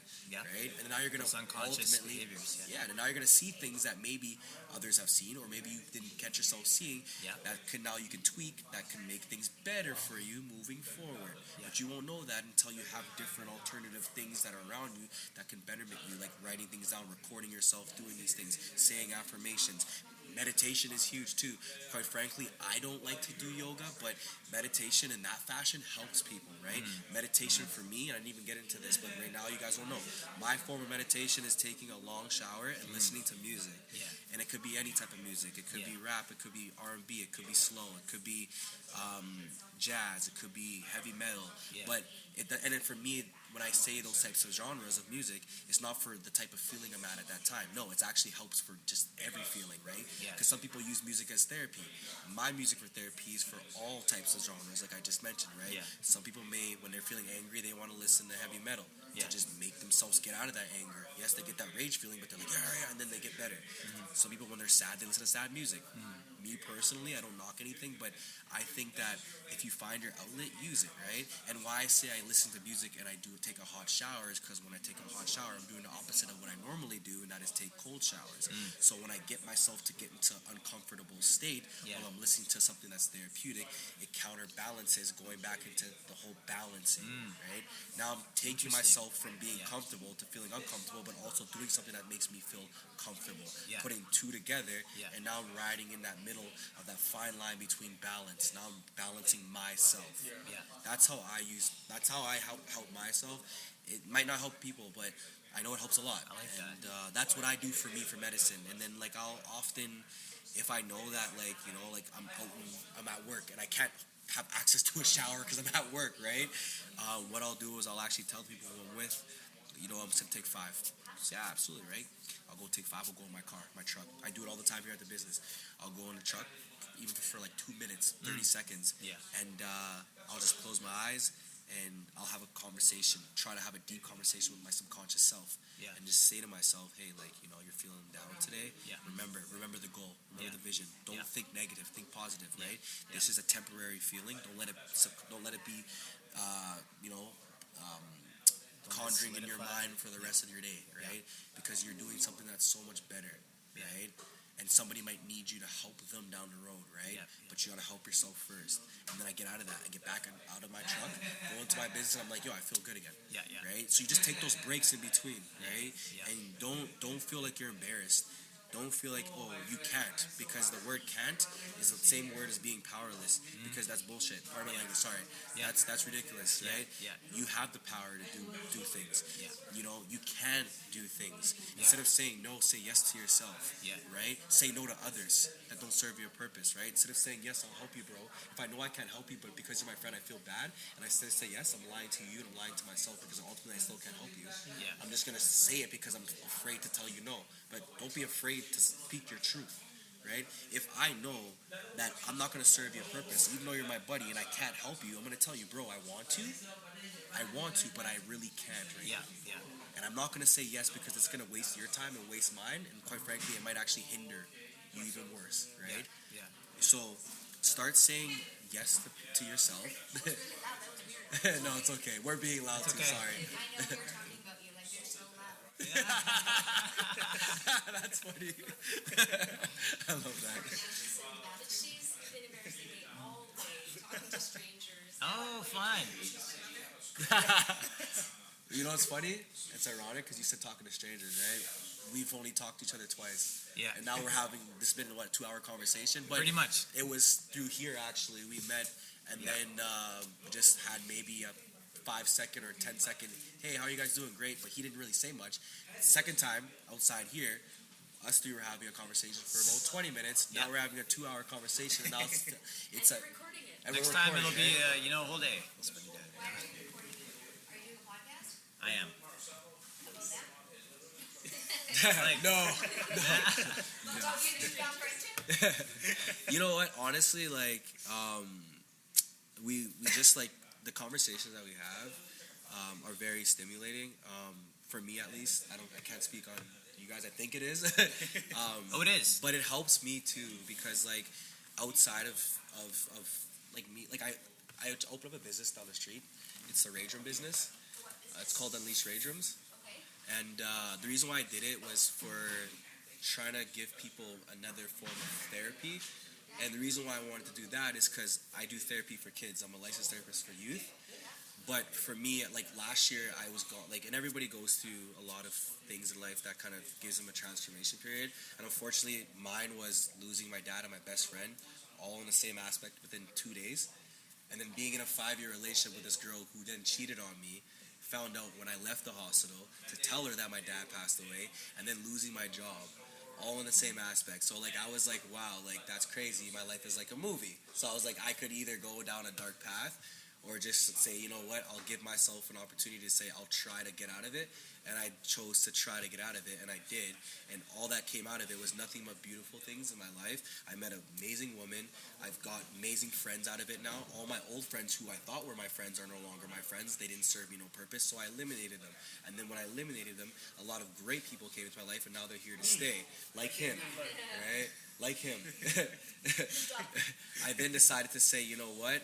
I want to find something that's going to help me, not just with music, because music is my form of medicine, but I need something that's going to help me physically. So I started to go to the gym. My dad used to tell me all the time, Ty, go to the gym. You need to go to the gym. It'll help you. Didn't listen until he passed away. Started going to the gym. Gained a lot of muscle. Helped myself feel better mentally, and then physically I got better. And then I met people at the gym that were just like me or helping me or, you know, like him as well. And then from that point on, I was still, you know, searching again for answers. So, like I said, I lost my job. You know, I wasn't really thinking about that. I went on EI for a bit. You know, I was like, you know, EI, it is what it is. I want to help myself mentally, right? Supportive care. So I was always still helping somebody, like helping people, but I was in a supportive care. And then ended up just saying to myself, you know what? Like I went to school. I did my BSW. I'm like, you know what? Maybe I should try to think of doing that because I do still want to help people, but I want to help myself out first. So when I got to a point where helping myself out first, then I took a leap of faith, reached out to a friend of mine who does therapy and was like, hey, like, you know, do you guys have a position open? He was honest with me. He said he would go out of his way to talk to them, but he couldn't just obviously just give me the keys to get a job, right? He said, yo, you got to sell yourself, man. I'm confident I could take a leap of faith on you, and you got to sell yourself. And I did. And he took a leap of faith on me. So what I decided to do in return is, you know what? You gave me this opportunity. It's been a blessing. Now I want to go and take a leap of faith and open up this business to help others too. And that's what I did. That's what it's about. So far it's been amazing. And like I said, my journey is still, like I'm still going through it. It's never ending. But my process of thinking like years ago was I always tried to create this perfect picture, this perfect life. And the reality is that there's no perfection in life, but there's always room for progression. And and I switched over those words, right? Instead of saying, oh, I want to have this perfect thing, I just decided to say, no. Just always work towards where you want to be at and just keep progressing. But you're never going to reach that point of perfection. You think you might, but then when you think you are in that perfect world of things, you're going to want to tweak it. So is that really perfect? Because it's not. Because if it is, why are you trying to tweak it, right? So just for me, I'm like always trying to just elevate, but not just myself first, yes, but people around me and then other strangers. And if I can get information from them too, and then give them information back, then we're doing something collectively that is amazing, right? And then who knows, maybe that one occurrence, that could be just that one time of meeting somebody, that conversation that I had for 30 seconds or maybe 5 minutes could have been life altering for myself or for them, right? So, and that actually happened to me. It really, quite frankly, did. And then it happened to somebody else that I spoke to for like, I think it was like 20 minutes at a Walmart with my girlfriend one time. This was like actually 3-4 months ago. And then I ran into them again out of the blue. It was like the universe brought us back. And then that guy was like, man, you literally, he's like, I don't even know your name, but that conversation we had, I remember you from your tattoos. He was like, but you changed my life. And I was like, whoa. I was like, why? I was like, I appreciate that, but like, why do you say that? He was like, because you, that one time, you being a stranger, you decided to speak to me, and all I wanted was to have somebody be there for me to vent because I was going through stuff within myself. I was honestly going to kill myself, he said. And he's like, and then you gave me a different perspective to like appreciate myself and give myself another opportunity to try to get out of that dark feeling. And he said he did. And I was like, that's crazy. Like, in a good way. I was like, he's like, no, he's like, honestly, he's like, I don't know what, like, you must have been a godsend for me. And I'm like, I wouldn't go that far, but I was like, I'm just here to help, man, and you helped me out too, I told him, right? Like, even though he didn't, he did. You know, in a way, because what he showed me was that, you know, I can have a conversation with somebody, and my whole goal is not to try to fix or change, but just to simply have a conversation to try to help. Just to help or listen, right? Actively listening, Just to be right? present. Yeah, like just present. That's perfect, right? Just to be present, because you know, it's easy to have a conversation with somebody, and then you look at them, and then you realize that wait, they're on their phone, or they're looking behind you, or they're getting distracted, and then you're just like, well, I'm better off talking to a wall then, rather than talk, because now you're confiding in that person, right? So, but I mean, even though like again, like, just opening up that business and whatnot to try to help is another form of therapy. I do believe in therapists. Like I believe that like they're there for a purpose, but I also feel though that the way with like how economy is, it's so unfortunate. And this is me telling everybody and me like working as a therapist. Yeah. Like I get paid a lot of money to help kids, and I feel bad doing that because I shouldn't get paid a lot of money to do that. I should just get paid nothing to help. But the reality is that I get compensated for it, right? Whereas therapists, psychologists, they have the tools, the assets to help people. The only unfortunate circumstances is that with the way economy is and the cost of living, it's so damn expensive, and not a lot of people have coverage for that either. So now you're going out of pocket for 45 minutes to an hour, right? Which it's good. You'll get good information. It will help you. But the reality is that you have to, if it helps you for that moment. Is it sustainable? Is it sustain? That's exactly. Is it sustainable? Are you going to be able to do that once a week, twice a week, 3 times a week? Because maybe you need that for 3 times a week, but you can't afford it, right? And it's not like they're trying to do that. That's just that they deserve that compensation because they have the tools and the assets and the resources to help you, but you might not have the funds to continue that for yourself, right? So that's where like. It sucks, but I just tried to figure out a way where, hey, like you could tie it all together, right? It's very sad when people can't afford it. And there's so many people struggling right now, and they can't. It's crazy, 100%.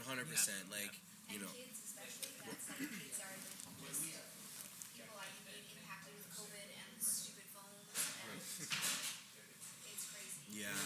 The distractions we were talking about. Don't even get me started back on those. I don't want to dive really back into it, but how you're making it more accessible, I think. well, yeah, like part of what you're getting at. I have 2 kids. 2 of them are 14 and 16-year-old boys. Their phones are attached to their hand, yeah. but they both go to St. Paul's. It's crazy rigorous. Oh, Crusader. They play hockey. Oh, yeah, nice. One's in like youth philanthropy and in debate and Nice. sister coaching volleyball. I'm like, but they waste so much time on their phone. And then one of them was up till 3 o'clock in the morning finishing a physics lab. I'm like, dude, you can't do that. You're gonna crash and burn. You're gonna have a breakdown. Yep. But they don't understand that, you know, having to walk to go to the bathroom, and then they're in the bathroom like, hey, you've been in there 45 minutes, but it's because they don't focus on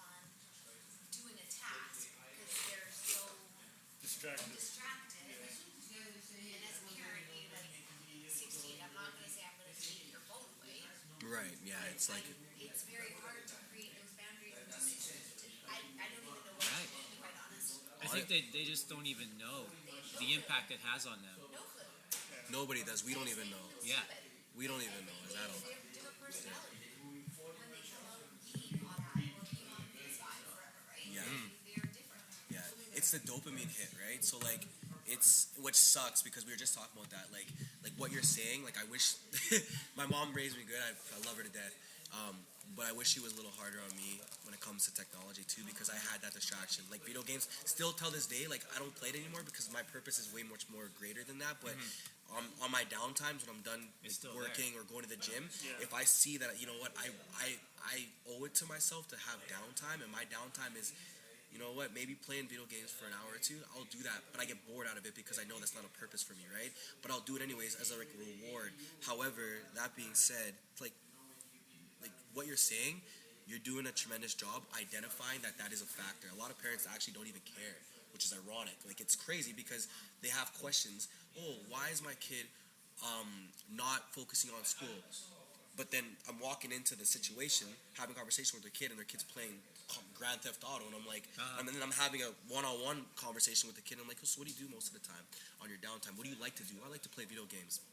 There's your first. There's your identifier right there. Yeah. And then I'm talking to the parent, the guardian, the caregiver, and then they're not even understanding that like that's a bad thing. And I'm like, that is a bad thing because you're allowing them to do more of that than what their purpose is, and that is to actually do something that's beneficial for them, like go and do yard work, go read a book, continue to go and find ways to be active instead of being there sitting and using their hands as an activity, for example, right? And it's giving them a rush of like what we were talking about earlier. Remember that reward feeling? That, oh wow, it feels so good to play a video game, but it's just like you didn't work towards getting that 2-hour period of time to play your favorite video game, right? Now it's so quickly and so accessible for them that like they're gonna overshadow the video game world. The technology world is gonna overshadow no matter what parent that's in their life is. They're still not gonna want to listen alternatively because they have that thing in front of them that's so easy to assess. You could take their phones away, they're going to go to their best friend tomorrow and then use their best friend's phone to go on Instagram, and they got laptops. But fine. Right? Everything Yeah. like off screen, Yeah. like Snapchat and Instagram and My friend's a teacher. She sits on the committee out in Selkirk, and she was telling me, I think it was like a couple months back, I could be wrong, don't quote me on this though, but they were saying that, and I think it was in the Free Press too or CTV News, about teachers now and school systems like limiting or taking away phones for Well, like, here I think it's yeah. banned. Yeah. See, that's perfect. Yeah. from 9 to 12, they're allowed to bring it to school. It is up to the discretion of the teacher Oh, see, that's ridiculous. whether or not the phone is allowed in the classroom. See, now that doesn't make any sense to No, me. they should be. Why would you only limit a certain age demographic of kids, but then say that yes, as a young teen, it's okay because you have the willpower to? No, you don't. As a matter of fact, if you're, it's worse. Yeah, like what do you mean? Like, well, so if you think about it, if you're gonna implement it across the board until they're done high school. Then, like, that doesn't make any sense to me. That's something that I'm like, you know what? They know that it's bad, but again, with our conversation, right? Like, they don't want to, and I say they, like, it's the people who decide to control, like, and put things out there for us to, Yeah, like, yeah. you know, System. they don't want things to be smooth. Because if everything was smooth, in my opinion, there wouldn't be any room for chaos, and they need chaos. They need a balance of good and bad. They need a balance of distraction and things that are going to be fulfillment for you in life. So if people didn't have a distraction, if young kids didn't have a distraction, then they don't have anything to say, hey, like, you as a parent, you as a caregiver, you have to do this and have a conversation with your kids now. Whereas now you do, but now you're struggling and you're having a hard time trying to get them to, you know, get off of their phones or their computers. Answer yet, I gotta go. Is there a way we can inspire them? To be honest with you, and you're going to be mad at this, the answer to that is that, unfortunately, there's nothing we can do because society, the government, whatever you want to believe in, they threw it out. There's way too many distractions They than normalize beneficial things that no matter what happens, technology, AI, it's way too advanced and it's pushing it out there. We all use it. Vast majority of us use it, and it's going to keep advancing and advancing. We can't catch up to that. We're already losing the race. The only thing you can do, in my opinion, is just continue to, and I know it sounds cliche, but continue to urge the importance of like, hey, like, you know, limiting your time. You don't want to take their phone away because it's not gonna do anything. It's gonna cause an argument, right? You're right. Maybe introducing those Maybe- wholesome experiences. I would say no. Yes, that too. Yeah. I would say just, and it again, it sounds like repetitive, but just continue to tell them because over time it is gonna get them. It's gonna sink into their brain, and they might, you know, take a little bit of it, and then kind of use it, or they might just say like down the road, yeah, mom was right 5 years later, but just continue to keep saying that to them, and eventually it'll sink in. But honestly, when it comes to that, video games, cell phone usage, all that stuff, unfortunately, there's nothing we can, because it's so easy, right? So like accessible. Yeah. Instant gratification. Like, Yeah. You can take it I can anywhere you want. message, billion right? pictures of yourself to send to the world. Right. Like, I can message my friend. why? Why are you taking pictures of the ceiling? Well, right. And then it sucks too because like, Stupid. well, and it sucks too because like the phone is a cheat code for school, like Chat GPT or whatever. Like, yes, they can ban it Not allowed in St. Paul's. They have software to detect it, if you've done that. but then Put it at a school. but then there's also things like, Teachers write papers too, right? but then there's also, Right. Some teachers actually make them write papers in class, so they can't do that. that's good. They're going back to the traditional way, which they should. All schools should. Yeah. But then there's also things like JAG, right? Like what? JAG. You know what JAG is? I might need So JAG is before ChatGPT became a mix. So what JAG is it's a website where students, old teachers, old professors upload everything that was in the curriculum of school for the last 20 plus years. Yeah. And you can find an answer by just typing it in. Yeah. The only thing is you got to pay $5 a month. You can get your buddies to pay for it, whatever. And now you have the answers to everything. And that's not traceable either. Yeah. Like, you just can't trace that. So you can get notes that are literally, people are posting CHEGG. Check. Oh, okay. Yes. JAG. Yeah. That's untraceable. Teachers try to crack down on it, but good luck. Yeah, so students are doing that. University students, high school students. Get a better car. Straight up. Yeah, I'm a victim. I use it. What's your business? It's called Unleash Rage Rooms. Unleash what? Rage Rooms, so it's just down. Rooms. Yeah. Okay, yep, I heard of that. So you go to the thrift store and you buy lots of plates and stuff, and then you let people smash them. They could, people have items at home, or not, if they don't have no items at home, they want to just come in and get some sense of relief and try something that's different, or they could do it at home, but then they got to worry about the cleanup, getting hurt, something like that. You come in, we give you the protective gear, we allow you to play music as a form of therapy if you want, that's an option. Yeah. But you're protected. You have a choice of, cool things to use, like if you want to use a golf club to break something, try it, baseball bat, sledgehammer, you name it. And you're in a room that's a controlled, safe environment, and it's your room if you're by yourself with the friends. And you can just go in there and you have fun. We had families come in. We had big groups. We have a big group actually in 2 hours or an hour and a half coming in. But the whole idea is that you're getting a source of recreation out of it. But the main thing is a sense of relief, but in a different way. Yeah. Where it's just like, wow, like you could do that on the streets, but you're getting in trouble for it. Yeah. You can do it at home. You get in trouble for it because you're gonna get hurt, or you're gonna have to clean it up, and then you're gonna damage your own place. Yeah. Work, you're at work sometimes, like, man, I want to smash this TV, this computer, but you can't. You come over here, you can do that, right? You don't have to worry about repercussions or anything. You just go in there, leave feeling good, and we clean it up. You know what I mean? 61 Main, 61, Unit yeah. C. Yeah, we are. So right now, I was supposed to get signage 2 weeks ago. There's been issues with that, so I reached out to one of the guys actually locally here, Dustin, who does graphics, and he had messaged me back and said he's gonna work on something for me. So by the end of next week, I'm hoping I'm gonna get a big sign, and then now people will know for sure that that's where we're at. My truck's there and it has my logo and stuff, so they'll know.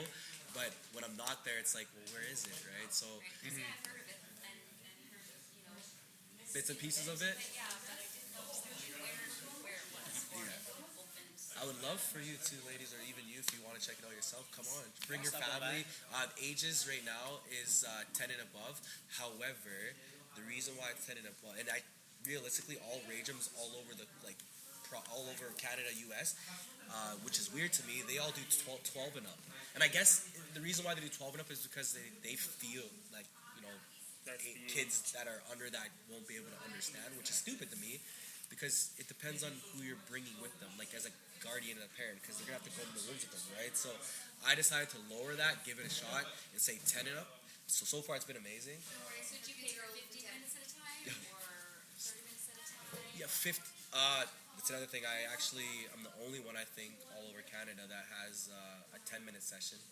So I offer 10 minutes, 15, 30 for larger groups. So groups of 8 or more, 30. The reason why is that statistically speaking, and just generally from the feedback we got, myself included, from experiencing it, and this goes across the board. Most people think you need 30 minutes. Most people think you need 20. You will go in there within 10 minutes and be like, wow, I feel great. And you still have 5 minutes left. Yeah. Right? So group would it cost in Niverville? No, you can do individual. Oh, I thought you said groups of 20 or more. No, so for 30 minutes, groups of 8 or more, I generally do 30 minutes for them because in groups you want to cycle through. Okay, gotcha. No. Yeah, because I wouldn't be safe. No, so I got 4 rooms, but 3 are open for now.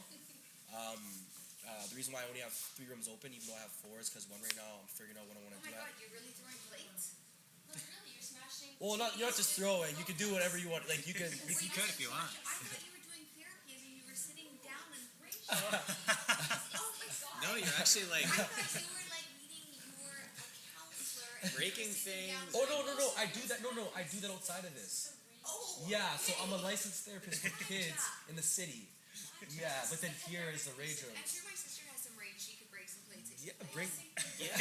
So what would it cost like 15 minutes to So- break some cheese? So that's Get into it slowly. So there's a bunch of different packages that I threw out on the website for people to kind of look through. Reason being is that most people, they tend to just want us to supply them with it, which is completely fine. We do that. That's the whole point. However, like the incentive is that if you have stuff you want to bring, and what I mean by stuff is that the more stuff you bring, the better. We still throw miscellaneous items in the room for people to break too, which is also fun. But if you want to bring like a large box full of like old stuff, like it could be anything. It could be things from, plates to cups to empty wine bottles to empty beer bottles, if that's your thing, to old video CD players to wood furniture, whatever the case is. You can bring all photos. Yeah. So that's it. So no, it's funny you said that. Do you have fire? So it's funny you said photos because we had a group come in last weekend, and what I did was I bought this thing it's called Century Bob, but I don't know why they call it Century Bob. It's this human-like dummy that people kind of use as like a form of like to hit. They have it in dojos and kickboxing places, but I bought it for the purpose of when somebody books or when like a group books, you have the option of printing off a photo or whatever you want to print off of whatever person or thing that has made you upset, maybe an ex-friend, ex-boyfriend, girlfriend, whatever the case is. You can bring that in and then post it on the dummy's face because it's a human-like, literally, and you can use that also as a form of therapy. After you smash stuff in the room, you can go and just smack around, beat up, whatever the case is, dress them up, throw the plates at it, right, knock them down, whatever the case is, dress them up. The guys, it was so ironic, it's so funny. I guess if you're a Trudeau fan and they're a Trudeau fan, I don't knock anybody for that. But these guys obviously weren't. They were mad. They were mad. No, they were mad. They were mad. So the guy came in and had a picture of him and was like, I'm gonna bring my ex-fiance, or whatever that we got divorced. I'm gonna bring her wedding dress. And I'm going to dress up Trudeau and I'm going to beat him up. And I was like, go for it. So they beat him up and they're smashing stuff in return. I started laughing. I was like, that's great. They're like, yeah, that felt good. I think he needs extra therapy. He said he's coming back, so maybe we'll see. I think he actually needs an actual talk. Talk therapy. It was nice meeting you guys. Nice meeting you too. Thank you so much. Take it easy. Thank you so much. Bye-bye. Great chat. Great chat. Thanks for chatting. Absolutely. Likewise, man. My goal in all this is to inspire, because that's my thing. I just want to inspire more conversations. You are. People to ask questions. That's a good cause. You are. You're inspiring. Look at what happened. We chose to have a conversation. We met 2 ladies out of it. Have a conversation. Everything happens for a reason, right? And it's a purpose, man. It happens all the time. Random people just, hey, cool. I joined a conversation randomly the other day because I was listening to them talking, and I'm like, I can't not join this conversation. I just have to. He hates me sometimes for that because he's like, man, I don't like to talk to people. It's a good thing and a bad thing. He's like, I don't like talking to people, but when I'm with you, you make me talk to people. So I got him out of his old ways. Now he's a really good talker, but he used to be very shy about it, right? So yeah. But yeah, man, no, this was amazing. I appreciate you, bro. Yeah. You're an amazing man. Your journey is very. I can sense it. Your journey is very beautiful. Embrace it, man. Finding one another. We're gonna stay in contact. We're friends now. Oh yeah. By default, now we're friends. But just remember, man, that like at the end of the day, it's your journey. It's beautiful. You serious friends. You probably have lots of other friends too because you're an amazing guy. But yeah, don't be afraid to ever reach out and be like, hey man, even if you want to call, if I don't answer, I'll call you back. Like, hey, how's it going? Are you good? Yeah. But like, just you have two extra people now that are gonna be there to help you with your journey if you want help. But I know that's your journey. Remember that. We can't depend on us, but we'll be there as an To extra. help out. Yeah, Definitely, yes. Part of my journey has been getting more healthy, strong men around me. There you go, man. Most Likewise, actually, because I lost two significant men. in my Are you life. saying I'm built? Yeah. Let's Yes. leave. Very fluffy. He's a very fluffy man. Very fluffy. I'm taking with you. If you want some, I'll get some. You want something on this? No, if you want some. Rock paper scissors for this, right? So who wins? So I win. I don't know. Dan, If you win, we leave. okay, fine. Paper, scissors, shoot. There you go. All right, bro. All right. We'll see you next Thank you time. guys. Till next time.